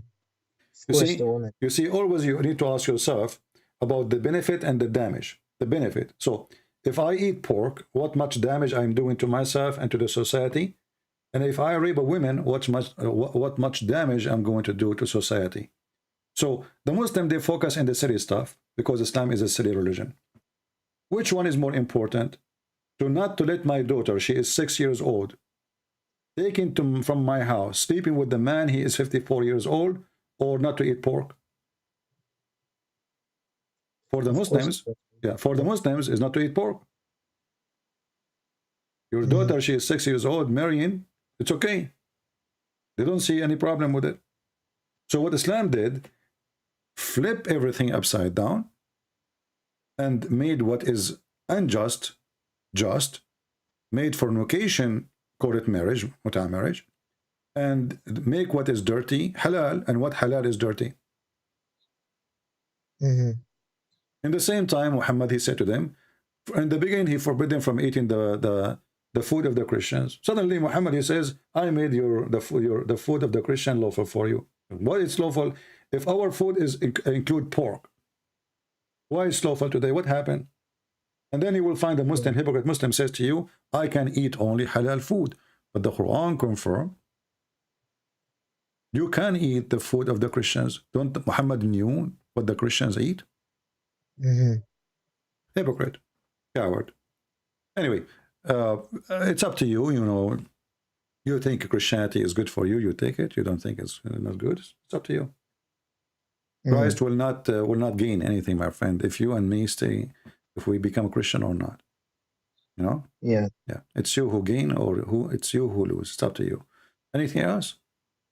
One last question. I don't understand why Jesus is praying to the Father. Very simple. You know, if Jesus is praying to the Father and we don't believe in the Trinity, that will be a problem. Because then, well, if we believe that our God is one person, then Jesus talking to who? Praying to himself? That one doesn't make sense, right? But because we believe in the Trinity, what Jesus keeps saying when he prays, he says, my Father, right? So the Son speaks to the Father. That is what pray in, you know, have many meaning. It can be an act of worship. It can be an act of worship with request, you know. It can be an act of worship as a duty, like what the Muslims do. It's a ritual, you know. Or it can be when it's between the Son and the Father. As an example, Jesus said to the Father when he was on the cross, forgive them, Father, they do not know what they are doing. You can say this is a prayer. But as we understand, the Bible is a book, is not just a verse. We knew that the Bible says clearly that the Son and the Father, they are always in total agreement. As an example, when Jesus, they want to come to crucify him, Jesus, he knew what will happen tomorrow. This is before the crucifixion. He spoke to the Father, he prayed to the Father, he can use that word, no problem for us. But then he said, let your will be done. So by the agreement of Jesus, let your will be done. So always the Son and the Father, they are in agreement. And they have a conversation. So because we believe in the Trinity, that will not be a problem. But that will be a problem for the Muhammadan. So when Allah, he says in the Quran, that Allah, he pray. Allahu wa malaikatuhu, Allah and his angels, they pray for Muhammad, not to Muhammad, as Mimi Hijabi said. Well, that's the problem. Because Allah, he prayed to who? To the Father? You know? No. Yeah. So, yeah. So if the Muslim, they have a father and they have a son, then that is not a problem because simply Allah speaking. But here you will notice too, they have a problem because the one who is praying is the Father, which is the authority. You see, Jesus himself, he said, you know, like the term father is an earthly term, right? We use it in this earth. Father, father. When you say my father, we are talking about the one I came from, correct? Yes. Okay. So the Bible, when the Bible mentioned the word father, obviously the Bible is telling us too that Jesus is born of the Father. So it's obvious that the one who is the source of everything the Son has is the Father, correct? Yes. So it's very normal that the Son, he requests things from the Father. For everything he have is coming from who? From the Father. That's why he called him Father. That's why he called himself Son. Son always present that I am a person who simply, I have an authority. And the authority is the authority of my Father. So the authority I have, everything I have, is coming to me from my Father. Who is the one who gave the authority for Jesus, the Son, over the flesh of man? The Father. So it's very normal for the Son to speak to the Father and even to ask him for things. So for us, this is not a problem. And you know, the Muslims, Islam is a hijacked religion. So when Islam hijacked the story of Mary, that Mary, she gave birth to Jesus. You know the story, right? That Mary, she was a virgin, correct? Yes. Okay. But this story does not make any sense in Islam because Mary is a virgin or not, what that will do? I mean, and who can prove that anyway? I can claim that my mother was virgin when she gave birth to me. Your mother, she can claim the same. But after she gave birth, nobody can prove it because it's too late now, right? So, but here you notice, Muhammad, he copied the story, he put it in his book, but he did not tell us what is the purpose. Why Jesus? Okay, all mankind, they are born from a mother and they have a father. Why only Jesus? The Muslim, they say to you, will the Quran answer you? The Quran says, the similarity of Jesus the same as Adam. He said to him, be, and he was. But this is a stupid answer because Adam was not born. Adam was created from dust. And Jesus was not. You see that? You see how silly the logic? I am comparing between two people. They don't have the same origin. Adam never was born. Yeah. Jesus was born. So what the Qur'ans do, as Muhammad always do, he copies stories from other belief. He put them in his book, and he have a hard time to explain them because he do not know what those stories mean. And then we find, if we study these verses, chapter 3, verse number 59, where it says that the similarity of Jesus, same as Adam, he said to him, be, and he was, then we study carefully, we'll find that Adam was created. It took him a lot of time to Allah to finish him, according to the Quran. He first made the bring water and dirt, and he mixed it together, and then he fashioned this mud, he made mud, and then he fashioned it in the shape of a man, and then the last stage, he breathed into the man, and even after he breathed, Adam still is not done yet. So Adam, he said to him, finish me, Allah, before the sun set. So then you ask the Muslims, Allah, he said be before he created Adam or after he created Adam? Yeah. You know what I mean? Yeah, it doesn't make sense. If Allah, he created Adam by B, well then why he made fashion mud by his hands, and why he made the mud, and then why he breathed? Just say B and that's it. So the question, did Allah say B to Adam before he was using the mud or after? If they say before, that means the rest of the story is a lie. If he say be and he was, that means he did not fashion anything, he did not make mud, and he did not breathe. But the Quran confirmed in other places that he did, fashioned, he breathed after he finished the fashion, and then even it took time for Adam to receive his soul after Allah, he breathed.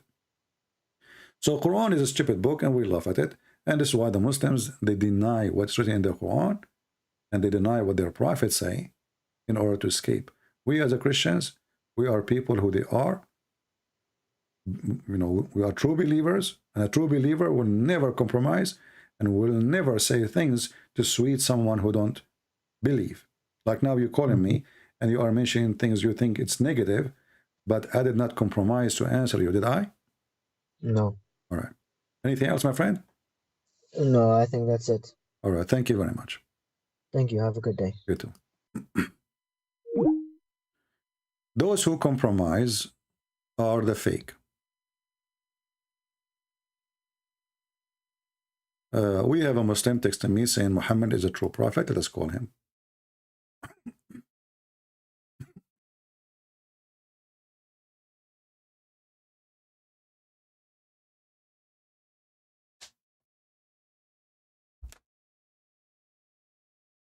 Hello?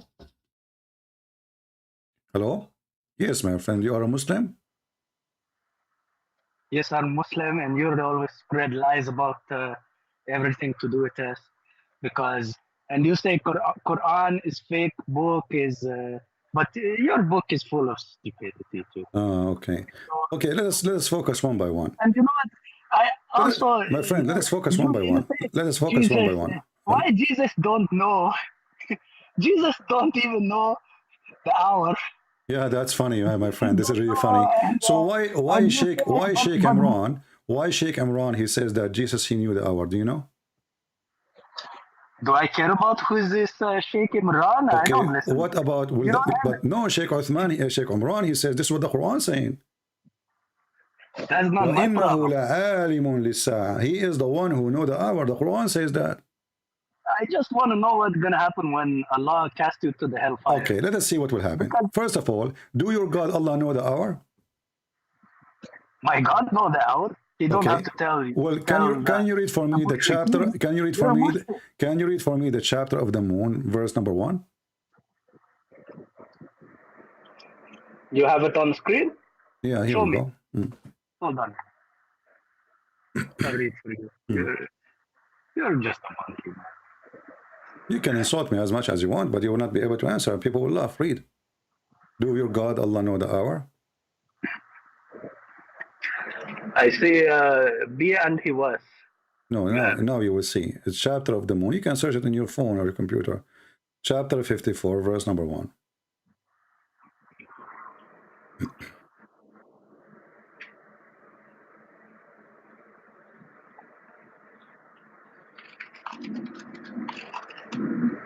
Let me. I have to bring my own site because you put fake. Yeah, I put fake. You know, Muslim website are fake website. I agree. What is the website you open? I can put it for you on screen. Now I see hour is draw near and moon is split. So what Allah he said? This he say when the hour is gonna come, the moon is gonna split. And if they see a sign, they turn away and say an incessant magic. They deny and follow their own desire, and every mother has said inappropriate to it. So okay. So what will happen here? We have somebody, he claimed to be God, claiming that the sign of the judgment day is what? Is the moon splitting. Is that correct? Yes, but there are many other signs with the great. No problem. But here we go, my friend. Your God here. Your God here. One by one. Do you speak Arabic? It says here, اقتربت الساعة اقتربت الساعة وانشق القمر. اقتربت, it means it's almost there, very near. You know, almost there. So, and your prophet, he says, Yushiku Isa. Isa is almost coming down on you, almost coming here. Is that correct?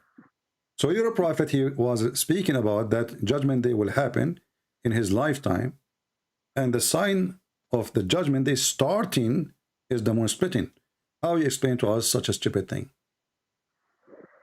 You know, a lot of people, the Christian, they always they try to say like, actually, okay, Muhammad, he said there is a boy, he gonna get old, and then But already it has been refuted. My friend, like, we'll have a topic. Please focus with me.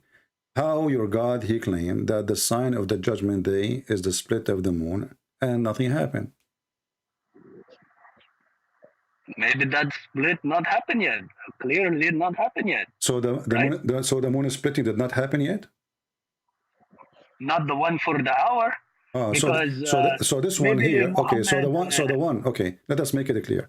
The one in front of us, chapter 54, verse number 1, this is about something will happen in the future, not something happened already in the time of Muhammad. I'm not sure. I don't know. Why? Read it and tell me, give me your answer. I want an answer. Right. Well, it looked like it says the hour draw near, so maybe he thought this. To me, it looked like it's talking about current time. But we know that this is not like 1 year, 2 years, 3 year, 4 year. You cannot decide like what is eternity, what is not eternity level. Quran and Muhammad, they don't have to tell how many years. It can be 500, 5,000 years. It's a small time to Allah, you understand? Okay. So it's a small time for Allah. But as you see here, the moon is split already. As what? As a sign of Judgment Day. It's a warning. So if it's going to be 10,000 years from now, so what's the point of the sign? The point of probably maybe what it's trying to say is there will be some big cataclysm with the moon. Okay. In the judgment time. I will help you more. I will help you more. So I will help you more to understand what's happening. Do you see my screen now? I still see chapter 5. Okay. Read with me. Read with me this hadith. I will show you many of them. You know. Let us see this one. Read this one for me.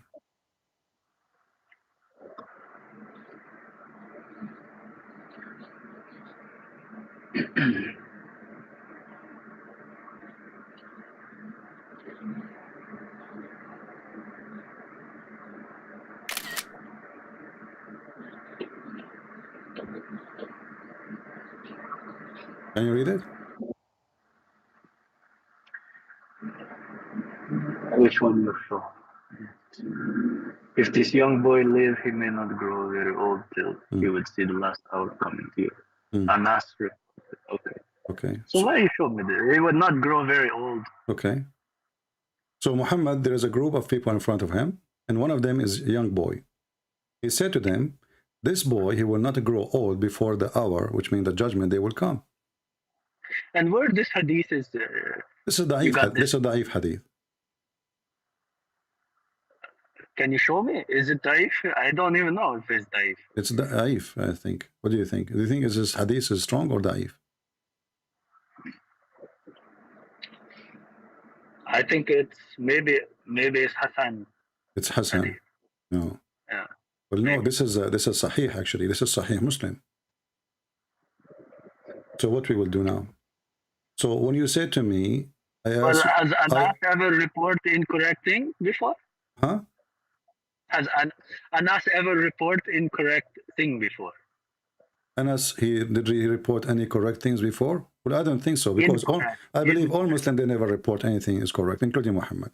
So don't ask me about how Muslims, if they are true witnesses or not, because I believe all of them, they lie to us about what their prophet do and what he said. But this is your problem, not my problem.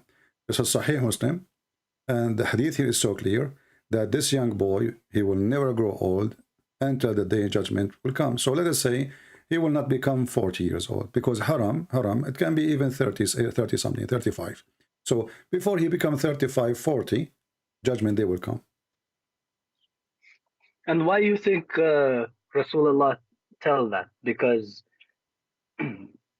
if you say and it's a lie, why he would lie? Well, because he's a false prophet. So he just trying to scare everybody to follow his word? It don't make sense. Well, it does not make sense to make a prophecy. He do not know. You know, he says by the time they will find out, he will be dead anyway. This is the child for sure. He will live way more than Muhammad. You know, I mean, Muhammad at that time is already in his 60 almost. So this child will never become before he come old. You know, and then the Muslim, they try to fix it. They say, oh no, this is not about the hour. This is about those people will die. What die? It says the hour, as-sa'a. And maybe they're correct because he doesn't say like, okay, it's last hour for all mankind. It says, حتى تقوم الساعة. Here we go. Arabic is so clear. They try to fix it by their lies. حتى تقوم الساعة. Here you go and search right away where the word sa'a. The second you say the word sa'a, especially when you say as-sa'a. تقوم الساعة. تقوم القيامة. Sa'a is the hour. I mean, okay. You need when you get more clear. تقوم الساعة. تقوم coming from قيامة. And sa'a is the hour. Very simple. So when a Muslim try to fix it, they make it a blind.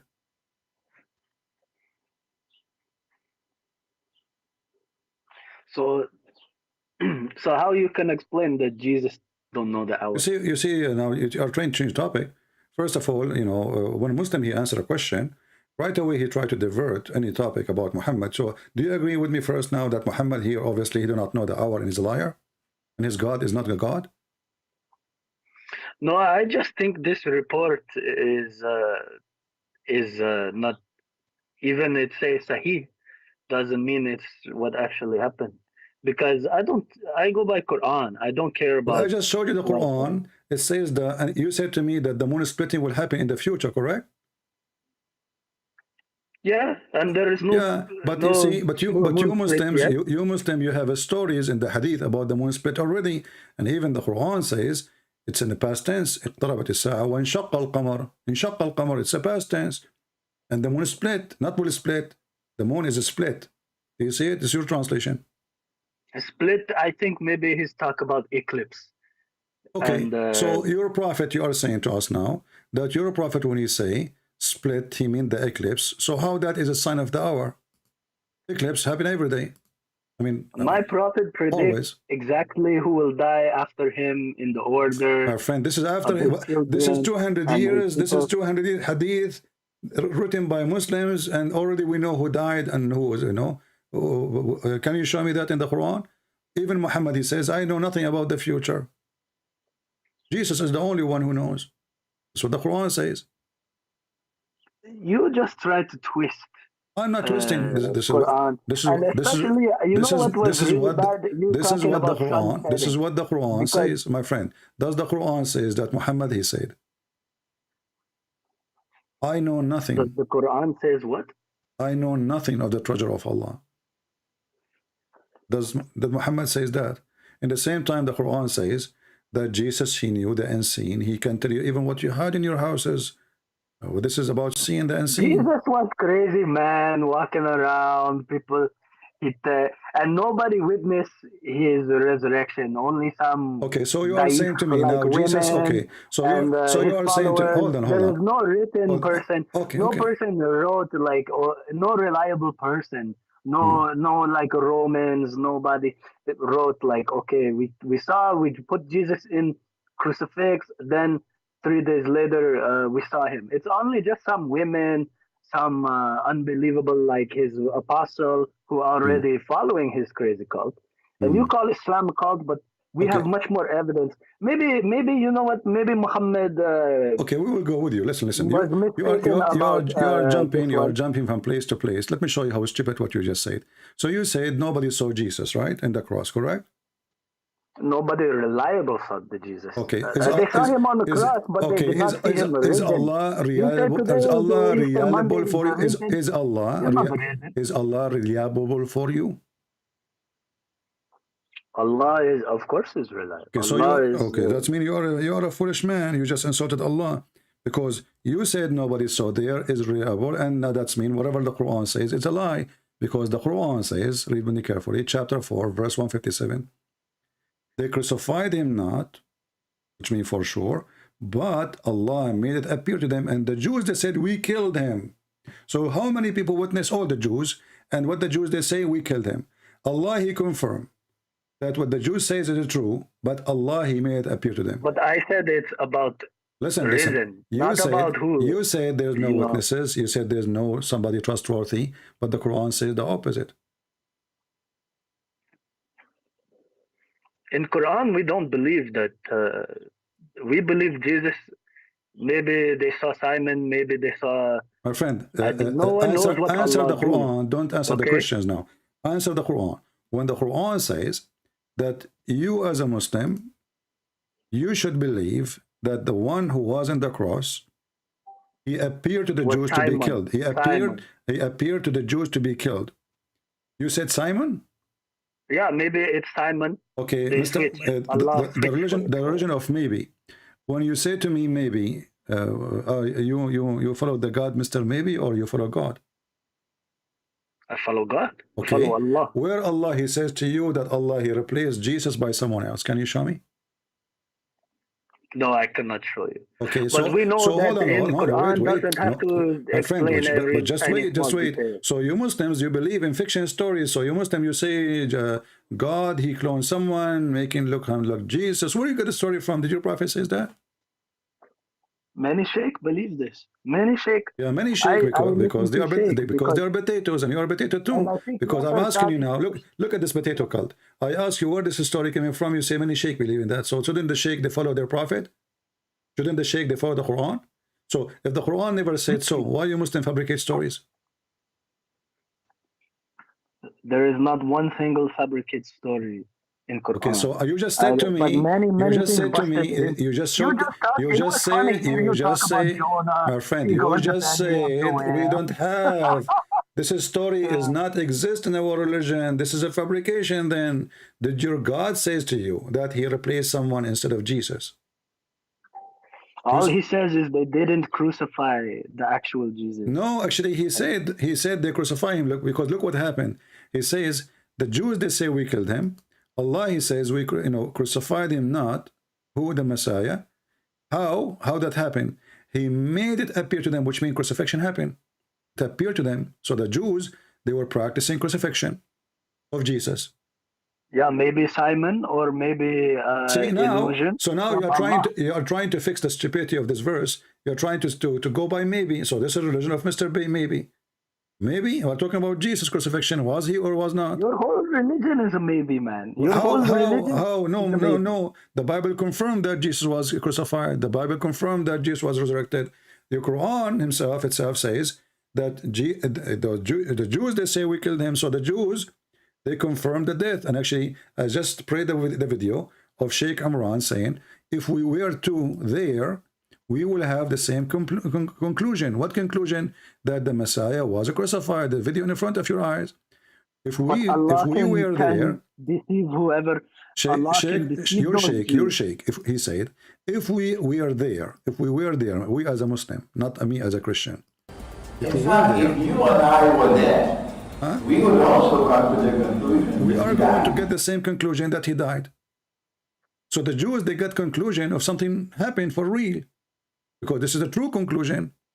The Quran, but you highlighted the Quran claim. Listen, you can appear anything. No, okay, no, hold on. The Jews. Okay, hold on. Who is the one? Who is the one who made it? Who is the one who made it appear to them? Allah. Okay, so did Allah lie to them? Allah lied to who? To the Jews, because he made them see it was Jesus. Yes, because they're trying to kill. Okay, so Allah. Okay, so Allah.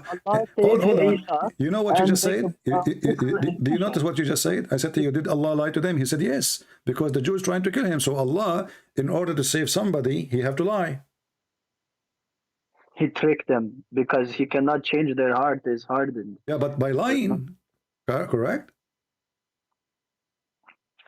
Is it by lie? It's not like he got someone to come tell a lie. It's a lie, because this is a lie.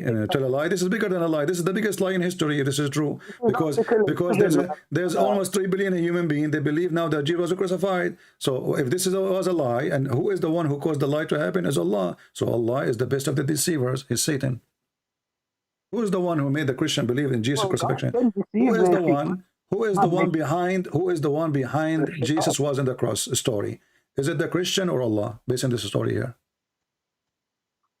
Can you repeat it again? Sorry. when the Christian, they believe that Jesus was on the cross, and Allah is the one who made Jesus appear to be in the cross. Is it the fault of the Christian to believe in it, or the fault of Allah who made it appear? It is the result of Allah make it appear, because He saved Isa. So your God Allah is the one who deceived us and lied to us. So your God Allah. And we know Isa was the most righteous. Okay, who is the one? Let me ask you. Who is the one who will get the benefit of making Jesus or making people believe that Jesus died in the cross? Can you give me who is the one who will get the benefit of that? Such a belief. Is that Allah or Shaitan? If somebody believed that if somebody believed in Jesus in the cross, listen carefully to the question. If people believe that Jesus died in the cross, who is the one going to get the benefit of this story? Allah or Satan? I don't see how Shaitan gonna benefit. Why are you asking this question? Okay, so how Shaitan benefit anything? Okay, I thought Shaitan benefit from lies. Well, according to you, Shaitan work for Allah, so he do whatever. It's not according to me. It's not according to me. The Quran says so. Are you against the Quran now? There is no verse in Quran says, "Oh, Shaitan does." Okay, let us go and see. Let us go and see. Quran. I think you're just making my friend. Let us see. People will laugh in a second. You're always telling lies about Islam. We will see. We will see. Hold on, Abdul. Come on, take it easy. You know. Okay, listen. Here we go. This is the Quran. Let me put the verse for you. I'm not even and then Arab. everybody will laugh. Everybody will laugh. Here we go. The Quran says that Shaitan, he was deceived by Allah. Do you agree? And Shaitan deceived by Allah. Yeah, sure. And he is okay. Sure. He said, guys, did you hear it? He says, sure. Okay. So Allah. Why are you not going to deceive Shaitan? Allah, he deceived Shaitan to become. You cannot try to understand all Allah's plan. But by deceiving him, he became what? A believer, a good person, or a bad person? Who's Shaitan? When Allah, he decided to deceive Shaitan, what is the purpose of deceiving him? I don't know, but Shaitan, we don't care about if Shaitan. Why you don't care for him? He's your cousin. Shaitan used to be angel, now he's a jinn. Not my concern. In Islam, you are obviously you are ignorant. In Islam, Shaitan is not an angel. He's a genie. He used to be angel. No, where? See, I saw you trick all my brothers. Where you got this from? You said, "Oh, he tried to bow down." But where you got this from? Where you got your info? Where you got your info? But you know, we understand that he used to be angel. Then he. Okay, listen. Where it says that Shaitan used to be an angel. Well, it is implied that he did not bow down to Adam, and then when he become banished to earth, he is a jinn. He become jinn. Oh, so in the heaven he was angel, and then Allah, he made him a genie when he came to the earth. Yes. This is it. Sound like a transgender story. No, this is not true. There's nowhere in the Quran it says that. You are a foolish man. Yeah. But Allah can do that. You don't understand what you are making things up. Okay, can you show me a reference? Go ahead. I'm listening. Show you a reference for what? That Allah, he made him that he was an angel. Can you show me where it says he was an angel? Because he was an angel, correct? Can you show me a reference that you tell everyone, oh, Muhammad, he raped this one, he raped Safiya, he raped everyone. Sure, I can show you. Why not? For sure. Sure, I can show you reference. No problem. But why you are changing topic? Why you are changing topic? I will show you reference. No problem. I will show you about Safiya. No, my point is, you know why I don't need to show you reference? Because sometimes you don't have a reference. Okay. So why I need to give you a challenge me for a reference. Go ahead. Make a challenge. Show me. What? You like to tell everyone on here you tell lies about Islam and say, Muhammad, he raped many women, and okay, I will give you maybe, because we cannot prove Aisha understand what is intercourse at 9-year-old. So maybe, but also that is ancient time, brother. It's like 7th century. So time is a little bit different. But you try to say like, oh, Muhammad, he raped he raped Safiya. Okay, so do you want me to show you that Muhammad he raped Safiya now? What do you want? I'm not sure what you want. You do not. I guarantee you can only prove some. You cannot prove it in writing. Nobody gonna. Anyways, nobody gonna write. Oh yeah, the Muhammad he raped. So in the front. Okay, so in the front of everybody, if I show you the reference and I made you read it yourself, what you would do? If you show me a reference, what? About you're Muhammad, gonna show me that about Muhammad, something. About Muhammad raping, about Muhammad raping Safiya, and not only Muhammad, the Muslim they rape Safiya too. Maybe the other Muslim did, but Muhammad he is not gonna do. Okay, did Muhammad? So Muhammad is okay, my friend. Okay, my friend. No problem. You don't understand. No problem. No problem. So you said I cannot give you a reference. I want you to give me a promise. If I give you a reference right now and make you read it in front of you in the screen, are you willing to apologize for being a donkey? Okay, I will apologize, donkey, but I will also take it to, probably I will have to take for more interpretation, maybe Sheikh Uthman or Hamza's den or something, because okay, I have an offer for you. I have an offer for you. Why you don't call those you call them sheikh? They are potatoes. They don't dare even to speak to me. Call them right now and let them join the conversation. Well, I don't have their phone number. They're a very big person. They are a very big person. You can see them in the street. They are potatoes. You know, this guy, he sells tomato sauce. What do you mean big person? Who are they? They don't even have a school. Who sells tomato sauce? What big person? Who are they? I mean, they are nobody. What do you mean big? What do you mean they are a big person? You don't like Sheikh Uthman because... Our friend, I like him very much. Okay, my friend. Sheikh Uthman is the one who said that Muhammad was a pagan. Don't you know? Here we go. I can play the video for you. He was a pagan before. Okay, so Muhammad was pagan. Okay, so Sheikh Uthman, he admit that Muhammad was pagan for 40 years of his life, correct? Yes, because he did not know the truth. So Muhammad was worshipping. So Muhammad, you just said yes, and you agree with Sheikh Uthman that Muhammad he was worshipping idol for 40 years. How he worshipped idols? Actually, there is no reference he bowed down to them. No, you are the one who mentioned Sheikh Uthman. Sheikh Uthman, he agreed that Muhammad is not Abrahamic. Yes, he doesn't know who Gabriel is, right? Because he didn't come from an Abrahamic faith. The people we don't know. He is not Abrahamic. He did not come from Abrahamic faith. This is what Sheikh Uthman said. And this guy is not a sheikh. He's a potato. He's a coward. So listen what happened now. He is a sheikh. Listen what happened. If Muhammad was not Abrahamic, he become later Abrahamic? Yes. Okay. Because Jibreel visit him. Thank you. You see, people will laugh at you and will laugh at Sheikh Uthman. That's mean Muhammad is not from Ishmael. Because if he become later Abrahamic means to be from the children of Abraham. So Muhammad, when Muslims they lie to us, oh, shut up. People are laughing. Listen, look what happened to you now. So Muhammad is not Abrahamic. Muhammad is not Abrahamic. So Muhammad is a fraud. He is not from Ishmael. Because you just admitted, you agree with Sheikh Uthman that he is not Abrahamic and he is not from the Abrahamic faith. So he have nothing to do with Abraham. So he is not from the children of Abraham. So you Muslim, you lie when you claim that you are Muhammad. Because how he cannot be? How is that any proof that he is not related to Ishmael? Because you can lose Abrahamic way along the, because how many thousand years ago is Ishmael? Maybe the Bedouin is not, don't have to. My friend, doesn't matter. I don't care now. You see, you yourself, you confess now that Muhammad is not from Abraham.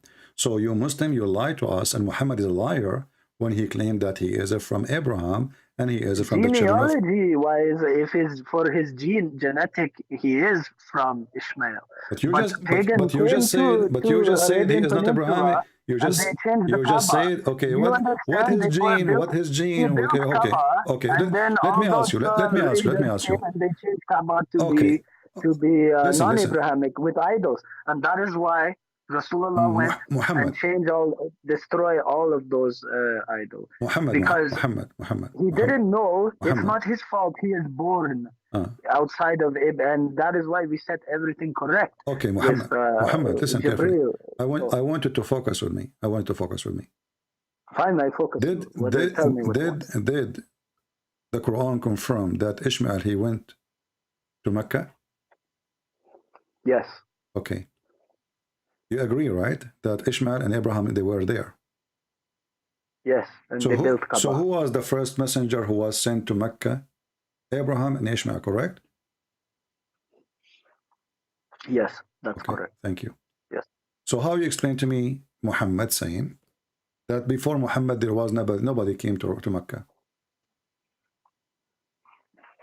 What do you mean? He said nobody. What do you mean? came The to Quran Mecca. says that there's nobody came to Mecca before. There's no messenger.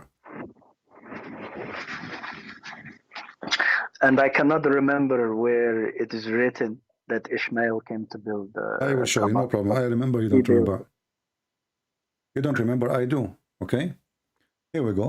This is your prophet.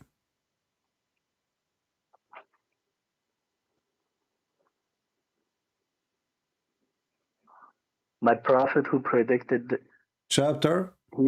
he predict all the building in Arabian Yeah, he Peninsula. predict. Yeah, we will see that. People are laughing. So, did anyone came to Mecca before? I see Arabic, I cannot read it. You show in Arabic.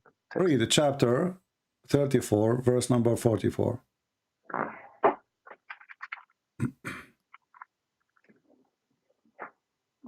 One second. Okay, I read Yusuf Ali. But we had not given them books which they could study, nor sent messenger to them before thee as warners. So, how Abraham was there and Ishmael? I ask you, everybody, my witness. I ask you, was Abraham and Ishmael there? They came to Mecca. You said yes. Well, they built Kaaba, but they did not have book or scripture to spread to the people. No, and also I don't think many they people have live book. in They have books. No, they have books. Here we go. This is your Quran. Says Suhufu Ibrahim wa Musa. So Abraham, he have a book. Here we go. Read it. This is your book. You are just trying to duct tape your stupid prophet. Chapter 87, verse number 19. The scriptures of Ibrahim and the scriptures of Musa. Suhuf is even pages, is books. So how Abraham, he came to Mecca, and with him is Ishmael. And the other verse in the Quran says, well, Muhammad, he was the first one sent here.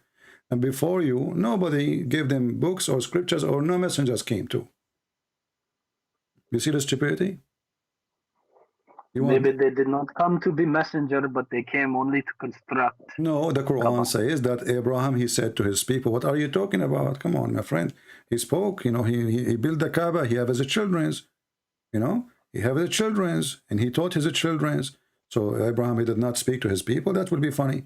So when the Muslim, they claim that Muhammad is a prophet, he went to Mecca, and Abraham was there, and he is the one who built the Kaaba, and he's Allah, he sent him, and he, you know, he gave him books, as you see. And then we find that the Quran says there is no books was given to people of Mecca, and they never have any messenger before Muhammad. Muhammad is the first one.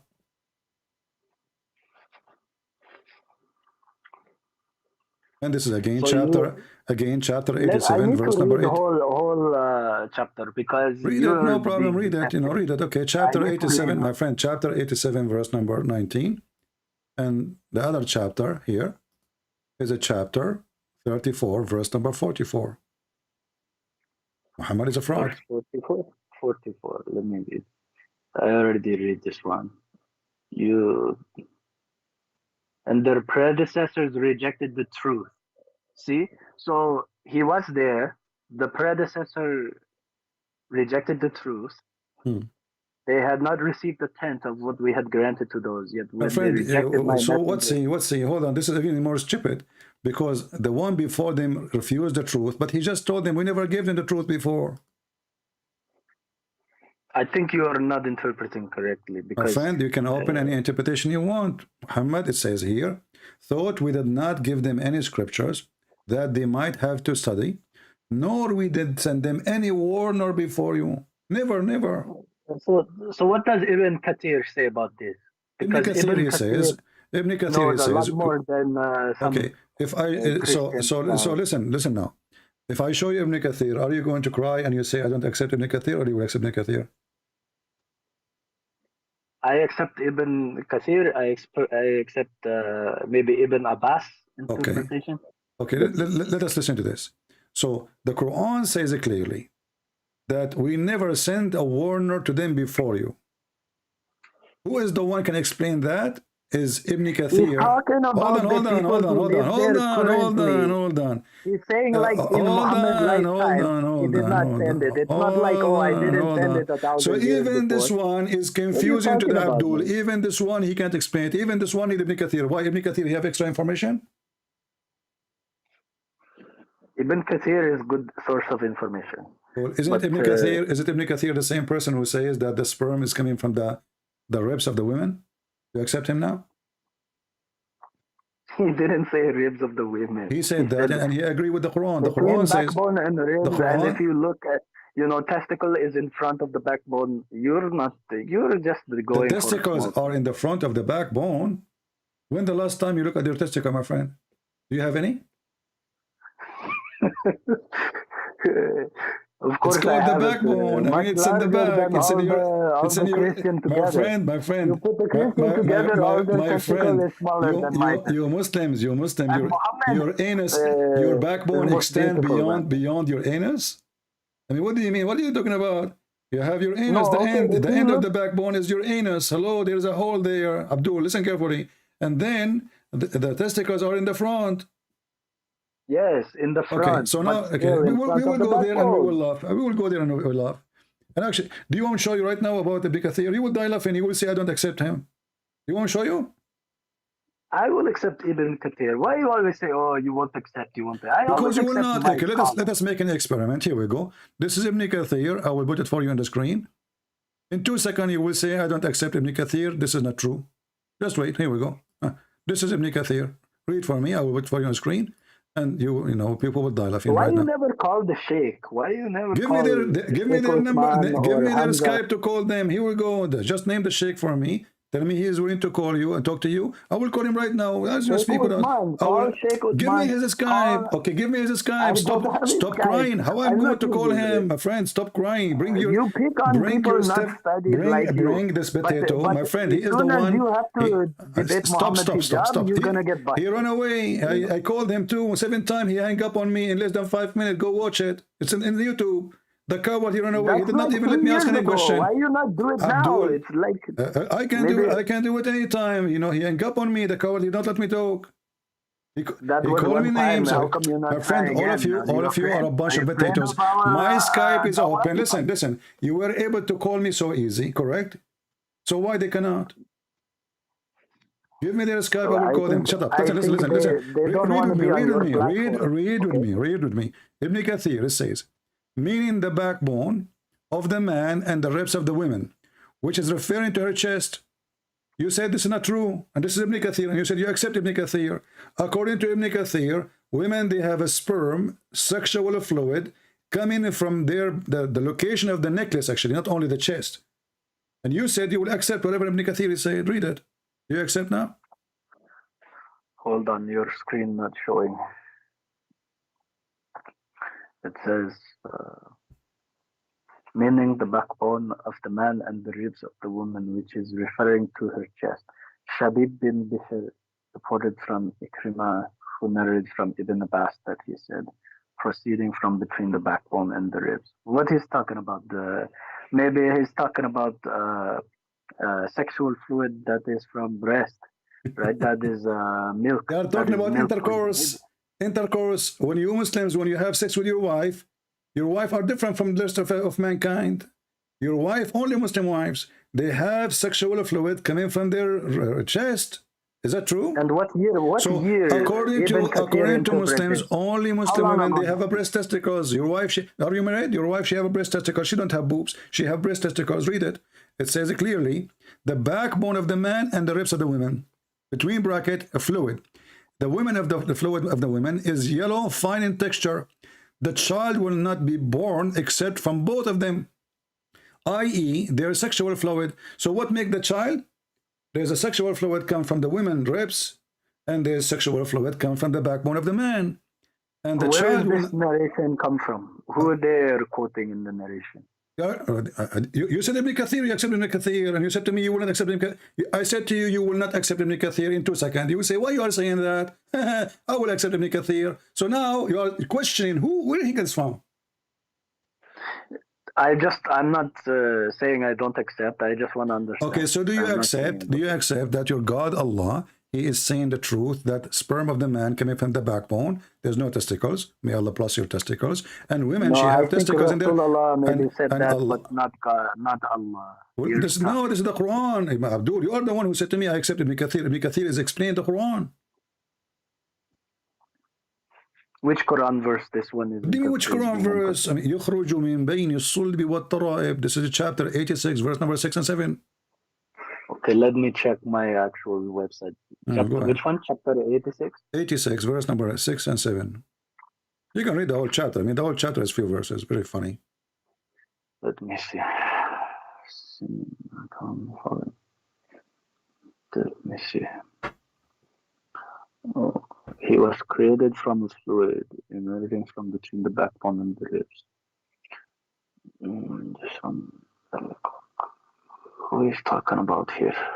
Well, he's talking about the breast testicles. So you Muslim females, I'm not trying to make fun, by the way, but this is what Quran is saying.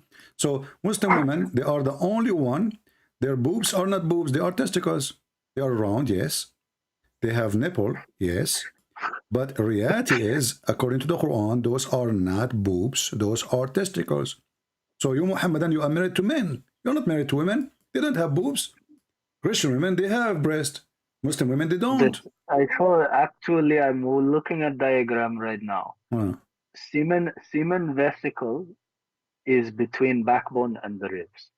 Testicle is lower, but seminal vesicle. Our friend, this is talking about two individuals, not one person. One is the man and one is the women. I remember you are the one who said to me, why you are saying I want to accept Ibn Kathir? Why you are saying that? This is Ibn Kathir. It's your sheikh, the one you like. We just gave him a call. He answered.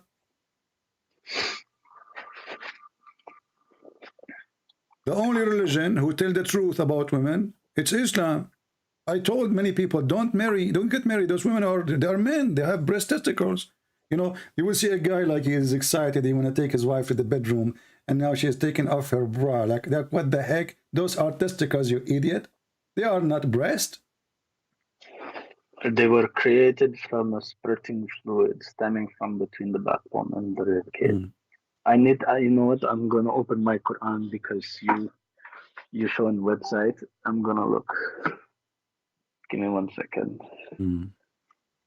And what's your point? Okay, so maybe. What do you mean? What's my point? All the conversation until now, you did not get my point. Your prophet is a liar. This is Quran. This is Allah speaking. Who is the God who will believe that women, they have a breast, testicles, and their sexual fluid coming from their nipples?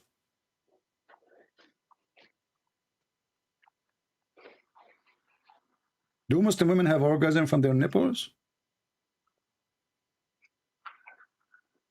Why you say this?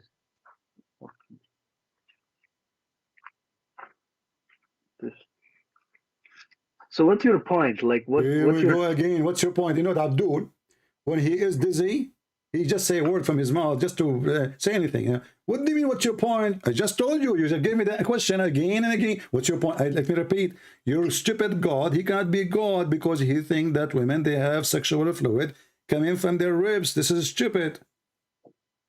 How God he say that? What kind of God he say that? Even Shushu Mumu, God did not say that. I mean, the shish kebabs did not say that. Even Mr. Donkey did not say that. I mean, how stupid this God is. He's trying. Now, Muhammad, suddenly he became professor in physiology and biology. And Allah is the one who taught him. And then we look, this is stupid. This is very dummy. Hold on. Let me read whole Surah 86. Give me 1 second. In the name of Allah, most gracious, most merciful, by the sky and the night visitant therein. And what will explain to you what the night visitant is? It is the star of piercing brightness, there is no soul but has protector over it. So he's talking about star. He's talking about night visit. Well, this is how stupid your prophet is. I mean, what the stars have There to is do no with the nipples soul. now? Hold on, You let see, me you're a read, let me prophet. read. You're a In prophet. disrespect. You're a prophet is disconnected man. He is suffering from the flight of thoughts. So what the stars have to do with the nipples and testicles? Listen, let me read, okay? Can you let me? You're reading. There I is mean, no I'm asking soul. you a question. I'm There asking you a is no question. soul. Okay, but I'm What is not finished. stars? What is stars? What is the connection? What is Why the always add on what so is the impatient? connection, my friend? What is the connection between stars and testicles? He is talking about star piercing brightness. So from the what does night have to do with the visiting. topic after it? Why he start talking about testicles? Now let man but think from what he is created. He is created from a drop emitted, proceeding from between the backbone and the ribs. Surely Allah is able to bring him back to life. The day that all hidden things shall be made manifest, man will have no power and no helper. By the firmament which returns in its round, and by the earth which opens out for the gushing of springs or the sprouting of vegetation.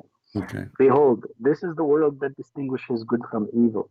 It is not a thing for amusement. As for them, they are but plotting a scheme, and I am planning a scheme.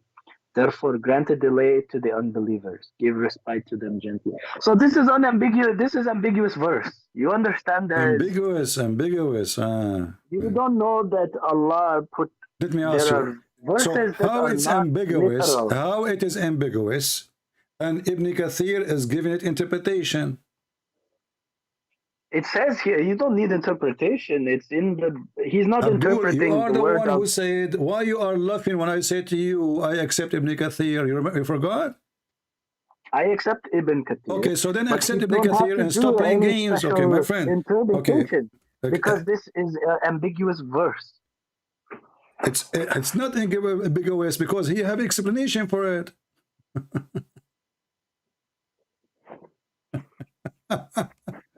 How it's ambiguous, Mr. Ambiguous, and you give it interpretation. I mean, what's wrong with those Muhammadan?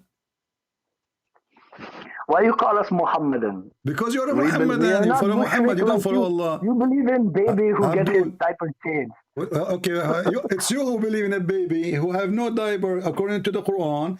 Jesus in the cradle, he speak as adult, mature. So you are accusing your God, Allah, of being a liar.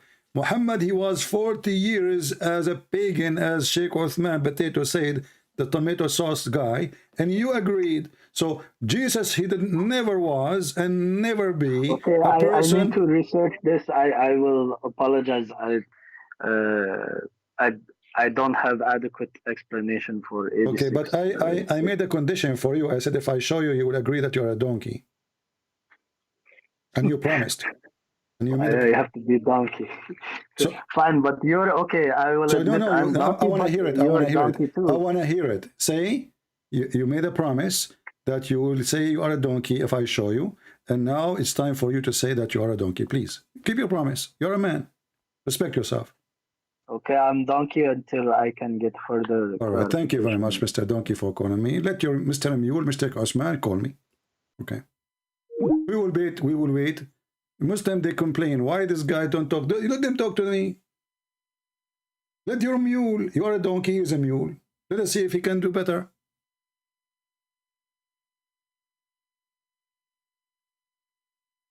Is it my fault?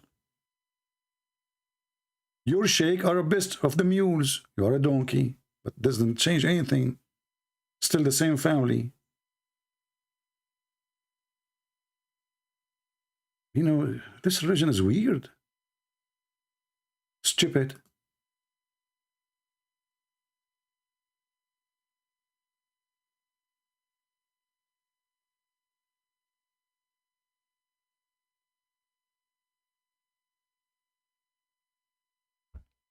Who's next? At least you know, I respect on him that he keep his promise. The rest of the Muslims, they don't. I mean, this guy here, you know, he keep his promise. That's good. This is real. They don't do that usually. Do we have any Muhammadan want to say anything? It's a very stupid cult, very stupid religion. Who Who in the world want to believe in such a garbage? And this is the God you want to convince me to believe in? The penis God, the vagina God, the breast God? You know, and you know now, do you understand why I'm still single? I'm not going to marry a woman, take her to the bedroom, take off her clothes, and then what? What the heck? She have 2 testicles. I'm terrified. I'm literally terrified. Because I believe Allah tell the truth. And Muhammad, he confirmed where the sexual fluid coming from, and he confirmed that it is fine, and the women sexual fluid, it's fine in yellow. And if you ask any doctors, they will say to you, if a woman, she have such a yellow, that means she have a sexual infection. Why it is yellow?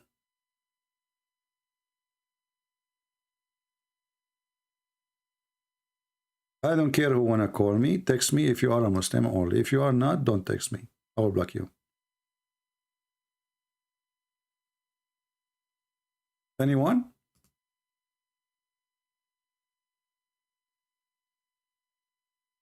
All those you call them sheikh, they avoid speaking to me. They are tomato sauce. They bleed from nobody touching them.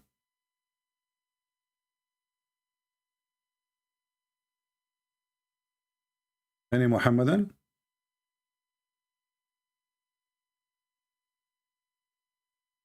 You know, there's things Muhammad, he said, we cannot deny it, it's true. As an example, Shaitan, he fought a lot when he hear the Muslims say Allahu Akbar.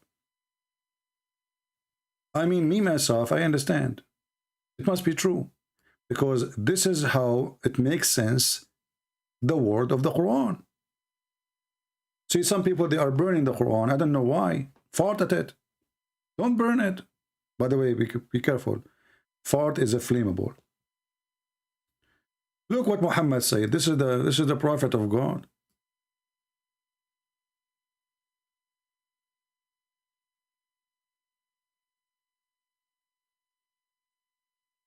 The expert of farting. Prophet, he said, Abu Hurairah, the father of the cat, he said, Idawa boys already refuted the backbone. No, they did not. I got them busted. Go watch my videos. The guy in this Idawa stupid channel, a bunch of kids, he said that the word backbone obviously mean his penis. The backbone is a bone. Go check that. He said if we look at the dictionary for the word backbone, it's mean the penis, the male member. Go read it. It's just a bunch of kids. They can say whatever they want. Anyway, they refuted it already. So Ibn Kathir, he do not speak Arabic, and those guys in YouTube, they know Arabic better than Ibn Kathir. And suddenly the backbone become a penis. Why? The Muslim penis is made of bones. Is that the new discovery? This is why the wife of Muhammad, she called his penis ponytail. Like, what the heck with this religion? They come to us with stories. We don't know from where. Read carefully.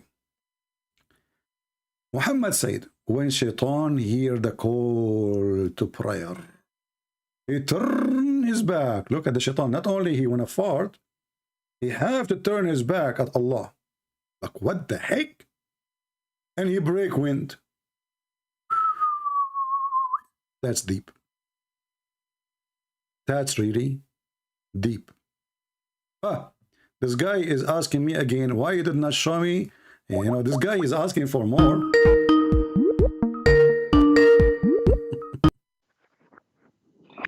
Coward, why you hang up on your call? Because we are done, I thought, but now you are asking me.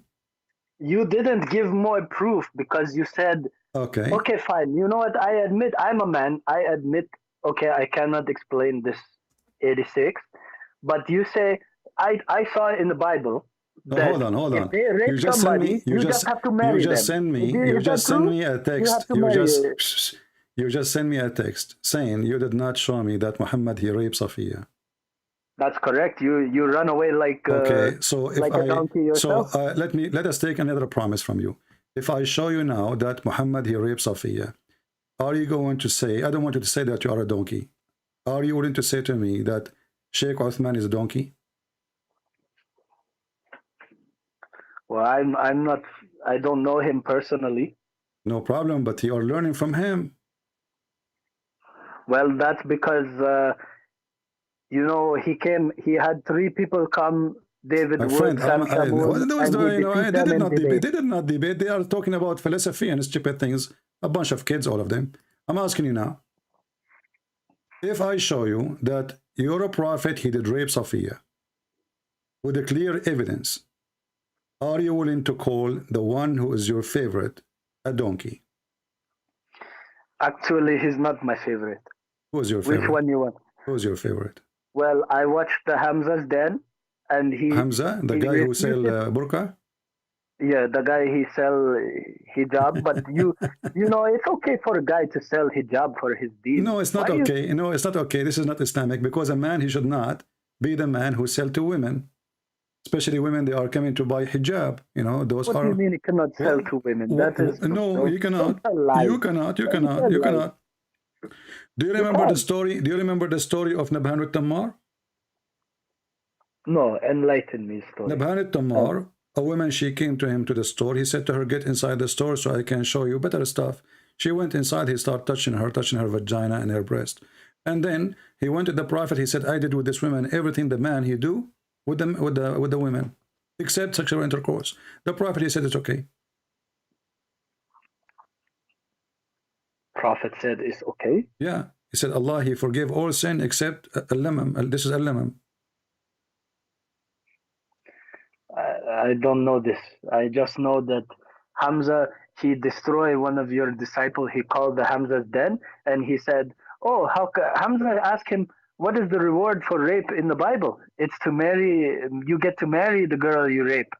So actually, your whole religion. Okay, hold on. Okay, if I show you that all Muslim countries, hold on, just to show you how stupid this Hamza is. First of all, it is not a reward for the person who rape a woman to marry her. That's a lie. This guy is a potato. Oh, let him call me and I will get him busted. Secondly, what if I show you right now? What if I show you right now that you Muslims in all Islamic countries, they practice forcing the man who rape a woman to marry her? Do you challenge me? Forcing the man who rape a woman to marry her. Islamic countries, not Christian countries. You spread lies already about rape. You say we need. Okay, hold on. Here we go. Let me show you on the screen. Okay, hold on.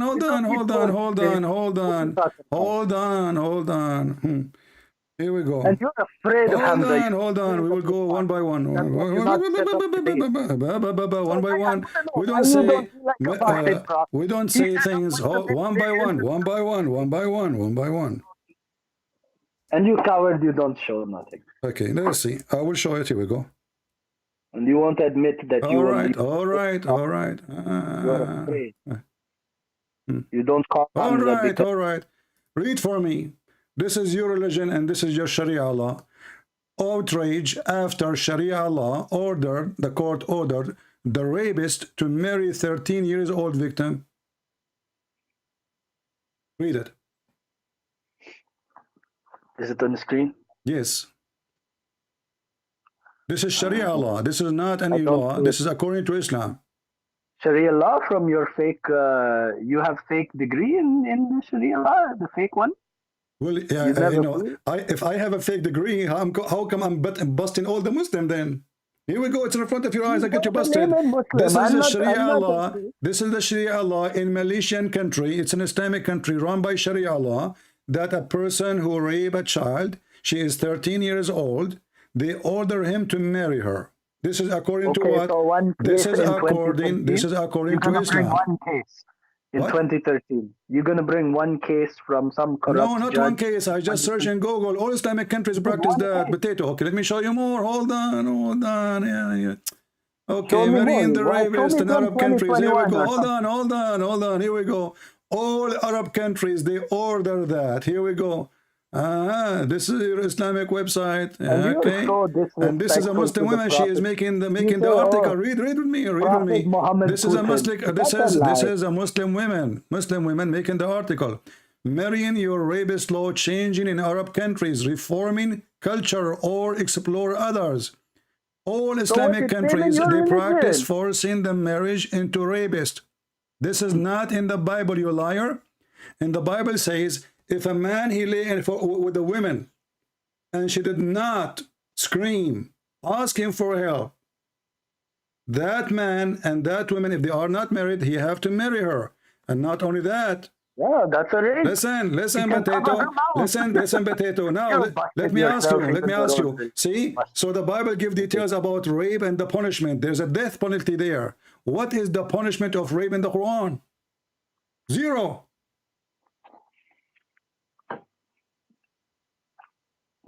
What you showing me? I'm showing you your articles. This is Muslim article made by Muslims.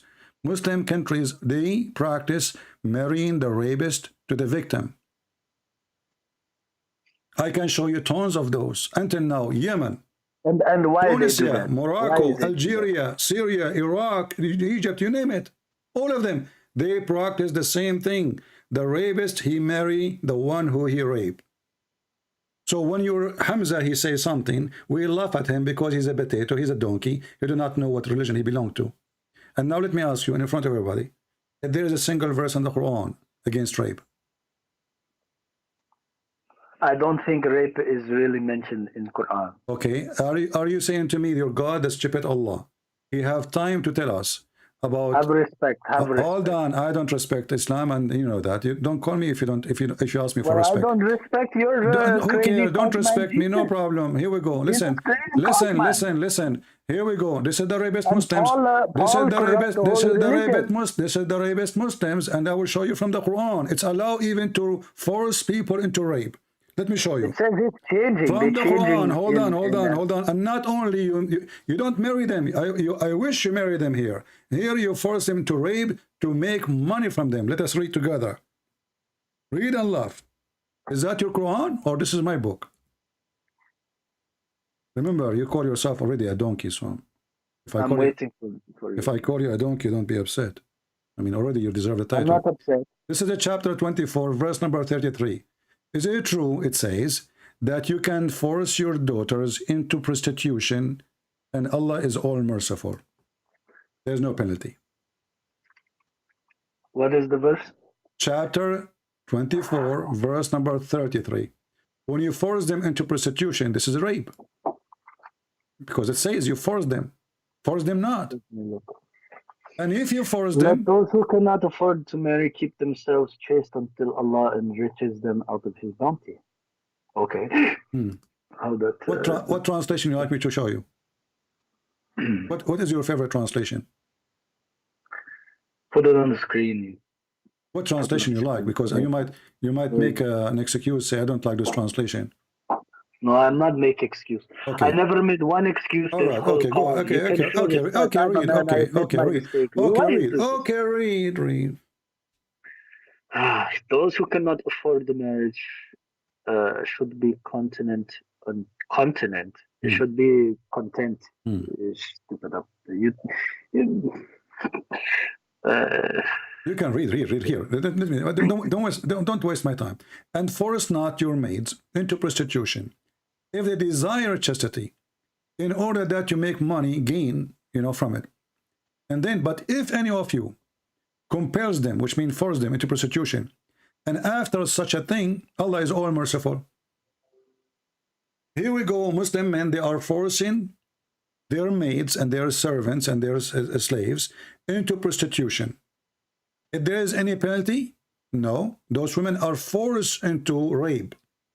You throw the women into a house or a room of a customer. Yes, but there's no penalty. Force them not. And if you force them, Allah is all merciful. If they desire chastity. There's a video made by the guy, his name is Fifi and he's a friend. You can find it in Suku Film. And the title is It sound like Allah he approved. Hold on. And they said it looked like Allah. It looked like Allah gave us a license for prostitution. Read it, watch it. It's in Suku Film. Somebody will post the link for you. So they agree. I don't play it because it's not worth it. There are a bunch of kids. So it looked like Allah gave us permission to do prostitution. Not only that, here we find that He gave you approve to do prostitution. Forgive. Listen. What forgive mean? It means you did something wrong and you forgive. But what is the penalty? I mean, the women, they are raped. The Muslims are forcing them to be raped. Those are women, they No, don't this want is to not do okay. and Is a what kind of prostitute religion, raping? what kind of, No, no, no. what Answer my kind of, question. what Answer the kind, question. okay, but Today, did you notice if what, I am a prostitute and I have the sex, am I being raped or I'm doing she is voluntarily? a That slave, is what not rape. voluntarily, he forced her, it says, and if you force her, Allah is all merciful, forgiving. You force her. Shouldn't you punish the one who forced her? And not only that, now he is giving them license. If she agree, it's okay. If she don't agree, Allah is more merciful. In either way, it's okay. And it's only if they cannot afford a wedding dowry. So you are they saying can to do me it. that you Muslims, if you cannot afford the wedding, you can go to a sex slave, you force her into sex, you take her to bed, you rape her, and you pay the owner money. This is Islam. Only if you cannot afford the dowry. Exactly. If he cannot, Also, guys, this if he is, cannot afford the this is not dowry, year the 600. Muslims look This is year look how 600. decent they complain about the Bible making the man who slept with the women marry her, but they don't complain about opening a pimp house by the name of Allah and put Allah in the top. And the Muslim, they have a license to open a pimp house. As long the girl she agree, it's okay. Yes, fine. The Soho in England is run by That's not a Muslims. rape, though. The But that is not a Soho rape. in That is a Turkey, the Soho in prostitution. Turkey, the pimp house of Turkey is all over. And what is the excuse? The verse in the Quran says we can open a pimp house as long, it says here, if they agree. Force them not. But if you force them, it's okay too. There's no penalty. So what you want from me? To say What I this want one from show you, what Safia. I Why want you from you, run that your from the potato, topic, the bro? one you call You him always run Hamza, from the topic. is my joke. You know, we laugh at those people, don't you see? If you ever called Hamza, he will Give me spank his you. Skype, I will call him right now. Right I now. will find his Skype in a couple days. I tell No, you can but find it now, not in called. couple days, because you will go. He will never give you a Skype. I want you to text him in the Well, chat. I am not his friend. I don't talk. Don't tell him the reason. Don't tell him the reason. Promise me. Don't tell him the reason. Tell him I want to text you, brother. Is that fair, guys? And you give me Skype immediately, and I will call him now. I will try. I don't have. Okay, contact go and with get him, it. I'm but I waiting will for try. you. Go. Why I will try? Is it impossible? So you listen to them, but you cannot ask them for your Skype? What the heck is this religion? They are brave. They don't dare. They are very much intimidated. They knew their size. They knew they are talking to who. They will talk to anyone else. How come they are willing to talk to anybody except me? They put all kinds of excuses in order to avoid talking to me. Can you believe? What a coward cult.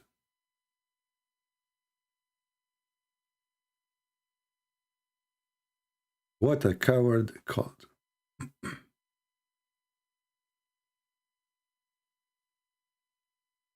Potatoes. And they say to you, why you say potatoes? What do you think I will say potatoes for?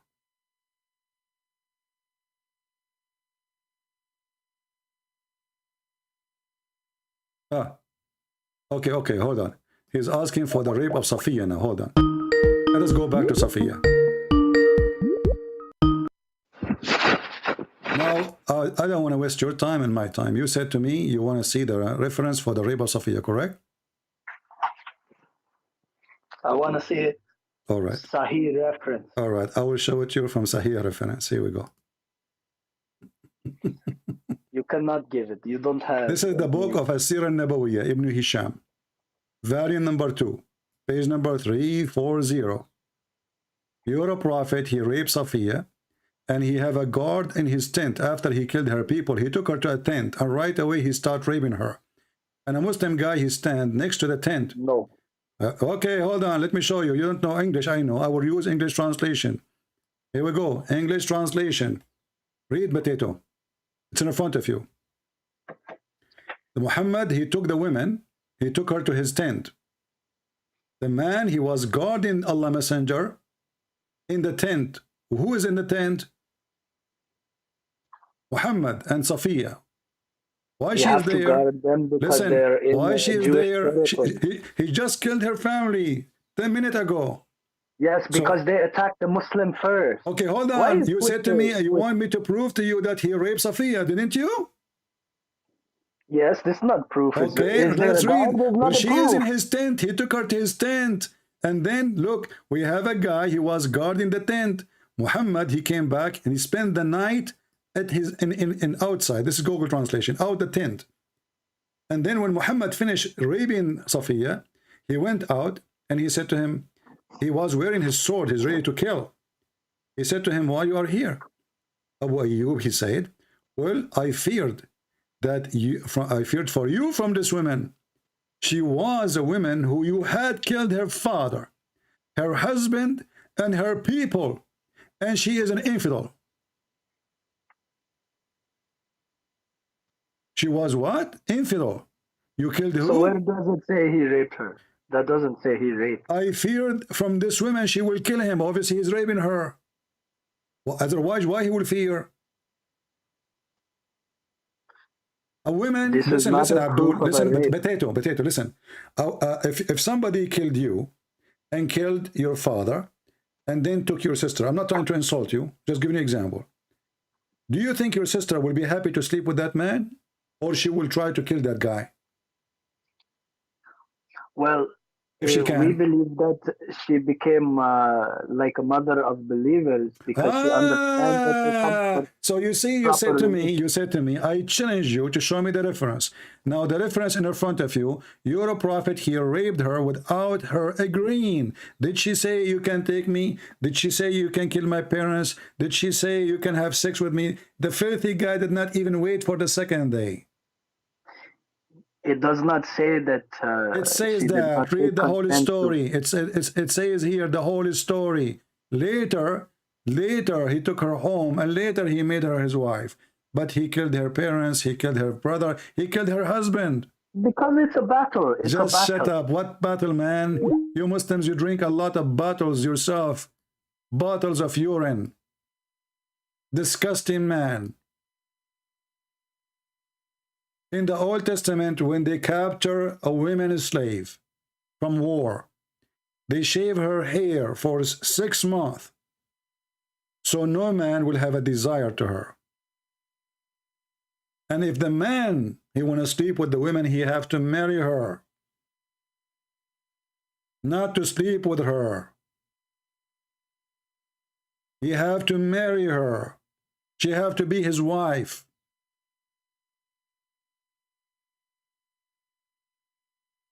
Potato disgusting cult. So look what we discover. They have a license to be pimps. They have a license to force women into prostitution.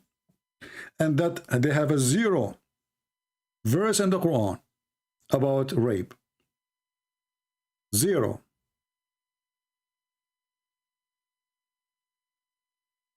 This God, he have no time to tell us, to make a verse about rape, but he have time to tell us about Sulaiman. He was walking in the valley. He heard one of the ants. She said to the other ants, please hide, Sulaiman will crush you.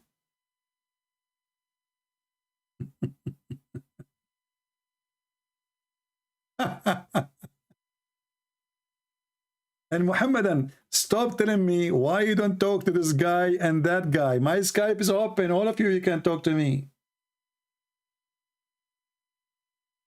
Isn't it obvious that your potato Abdul, they are scared, terrified to talk to me? So you blame me? Give me their Skype, I will call them. What do you want me to do?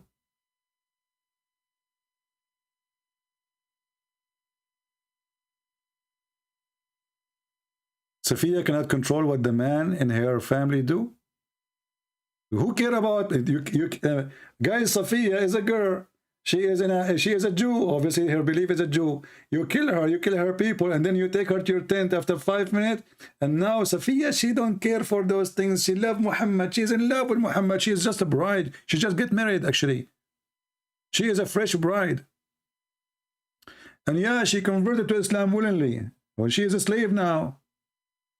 She's raped already. Converted to Islam willingly. Do we have any Muhammadan? Who is a Muhammadan would like to give us a call? Give it a try. Muhammad Nasif, a friend, you agreed to call yourself a donkey. I'm so proud of you. And now I want you to go and get the Skype of those ones you claim that they can refute us. If they refuse to give you their Skype, obviously they are a bunch of potatoes. I'm giving my Skype to everybody, including you. You have it. If they refuse to give their Skype to Christian Prince so that he can call them, it's obvious that they knew their size. They knew how small they are. They knew that they are no match. And they knew that they have a false religion. Because even if a Christian Prince is so strong and you are so weak, but if Allah is God and He is with you, you will win. Don't you? Any Muhammadan? Christians, did we have a good time learning about the cult of this religion? The stupidity of this cult? They fool you, they try to make it sound like a religion. Islam is not a religion. Islam is a collection of other religions. Muhammad is a person who hijacked all kinds of religion around him. The Kaaba from the Arab, the black stone from the Arab, and from the Hindus, and all garbage he collect around him. Some from the Christians, some from the Jews, some from the Hindus, some from the Sabian, some from everybody. This is a religion of a threesome. The threesome prophet. So he can confuse you. In one hand, he claimed that he is Abrahamic. In the second hand, you don't believe in Abrahamic teaching. You have a God, his name is Allah. And this God is not a spirit. But the God of Abraham, he says right away, God and his spirit.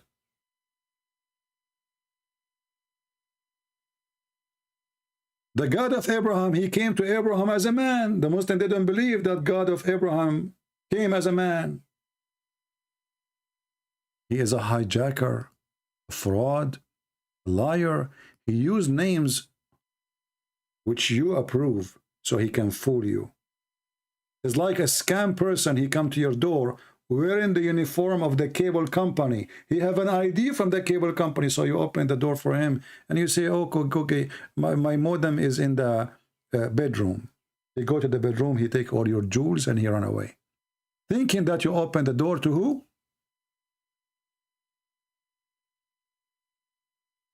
To a cable guy. Muhammad is the cable guy, but he is the scam one. His cable is not connected except to his penis.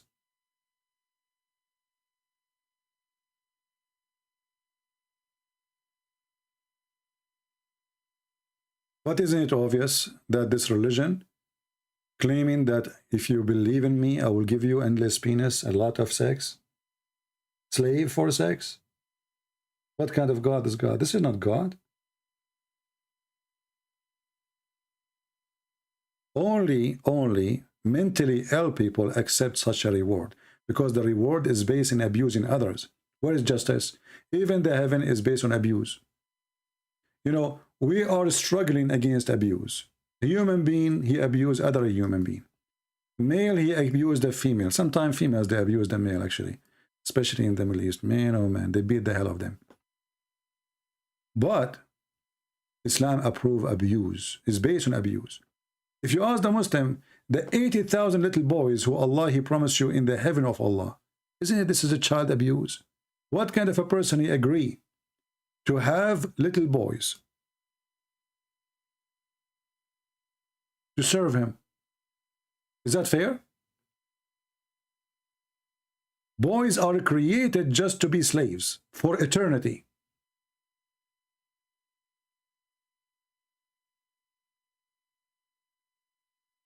Abuse. Even their heaven is based on abuse. Women, they are jailed in their tents, in their bedrooms, just to F them, excuse my language. Abuse. The reward, the heaven of Allah is the heaven of abuse. By the way, you can make this part a video by itself. You name it, the religion of abuse. Because our video is long, cut to pieces. each topic.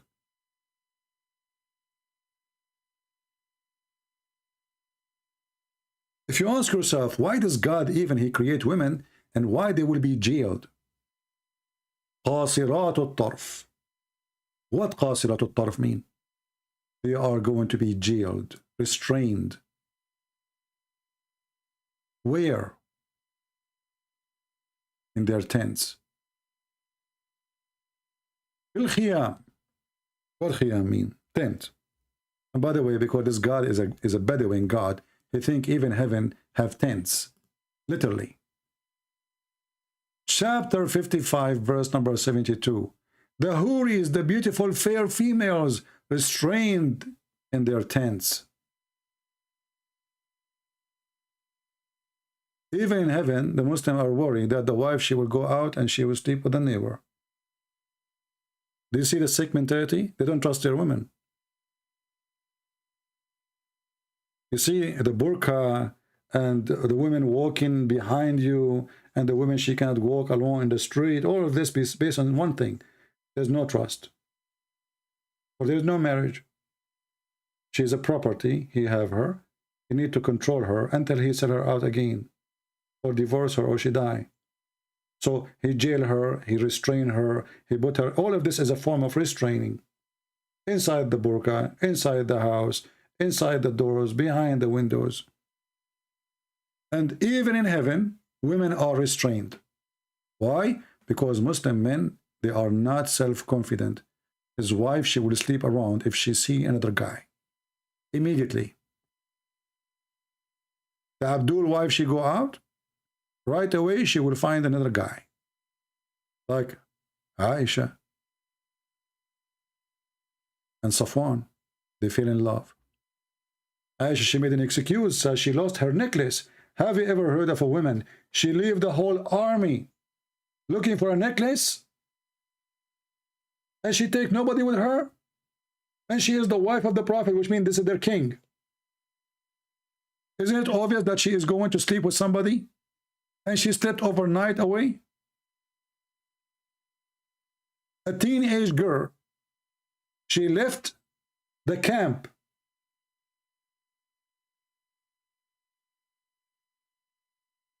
She spent the night out. 3 witnesses, they saw her sleeping with Safwan. Muhammad, he required 4 witnesses.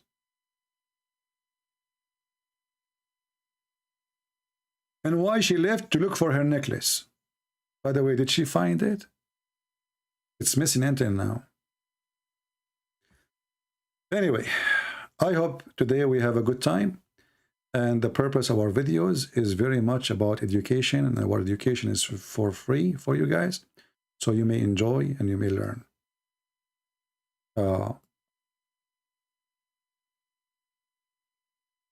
Remember one thing, that those videos, I don't know for how long they will be online, but one time I will go. I mean, everybody will go, right? We will die. We are trying our best to teach you, so you teach your children, so the Muhammadan, they will not fool them.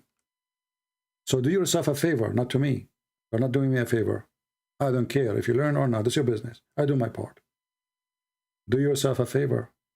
Take notes. Take notes, so time will come and somebody will try to argue with you about Islam. Then you will not go and search, oh, what's the Christian Prince, where we can find this reference, where he said that, where it is. Take notes. Make folders. Folder about women. Folder about rape, folder about adultery, folder about forgiveness, whatever you want. So when you need them, you find them. Even if Christian Prince, he disappear from this earth. Or time will come, and I will go. You will ask who for reference. I'm not sure who. I hope the Lord, he will send better people than me to do the job.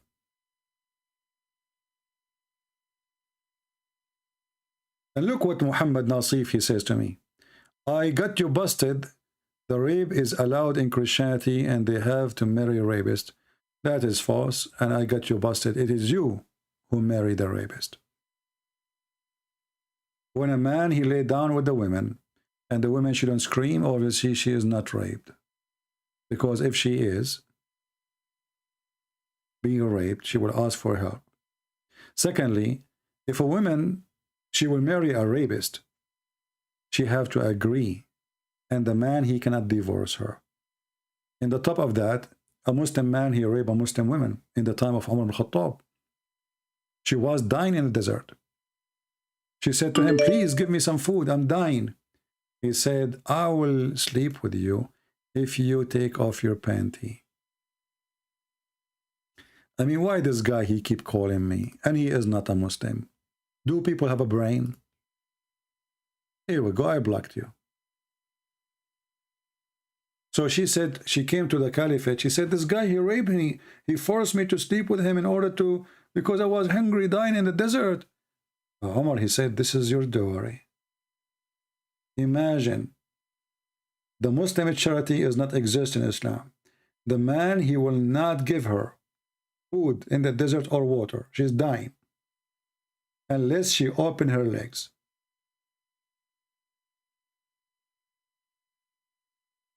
And the caliphate, he took the side of the man, claiming that this is not a rape. But the woman, she is dying. Which means he will kill her if he did leave her without food and water. He will not give her water, neither food, unless she take off her clothes and sleep with him. Religion of the rape. Thank you all for being here. I hope you guys take reference, learn, educate yourself. And don't forget to join us in our Patreon. That means sometimes they post them, sometimes they don't. You can join us there so you can get notified when we go live on air, because YouTube usually don't give notification. Until we see you again, remember, every Friday, every Sunday, 10:30 a.m. This is a fixed date. We go live. However, during the week, I will go, if I go mostly in the same time, in the morning, mostly, but it might be different time. But this is not a fixed date. Only Friday and Sunday, it's a fixed date. So every Friday, every Sunday, you can invite your friends, and you can invite Muslim sheikhs to call me, because this is for sure will be a date I will be live on air. Thank you. God bless you. Until we see you again, Christ is Lord. Islam is a fraud. Islam without lies dies. And we prove it every day. Take care.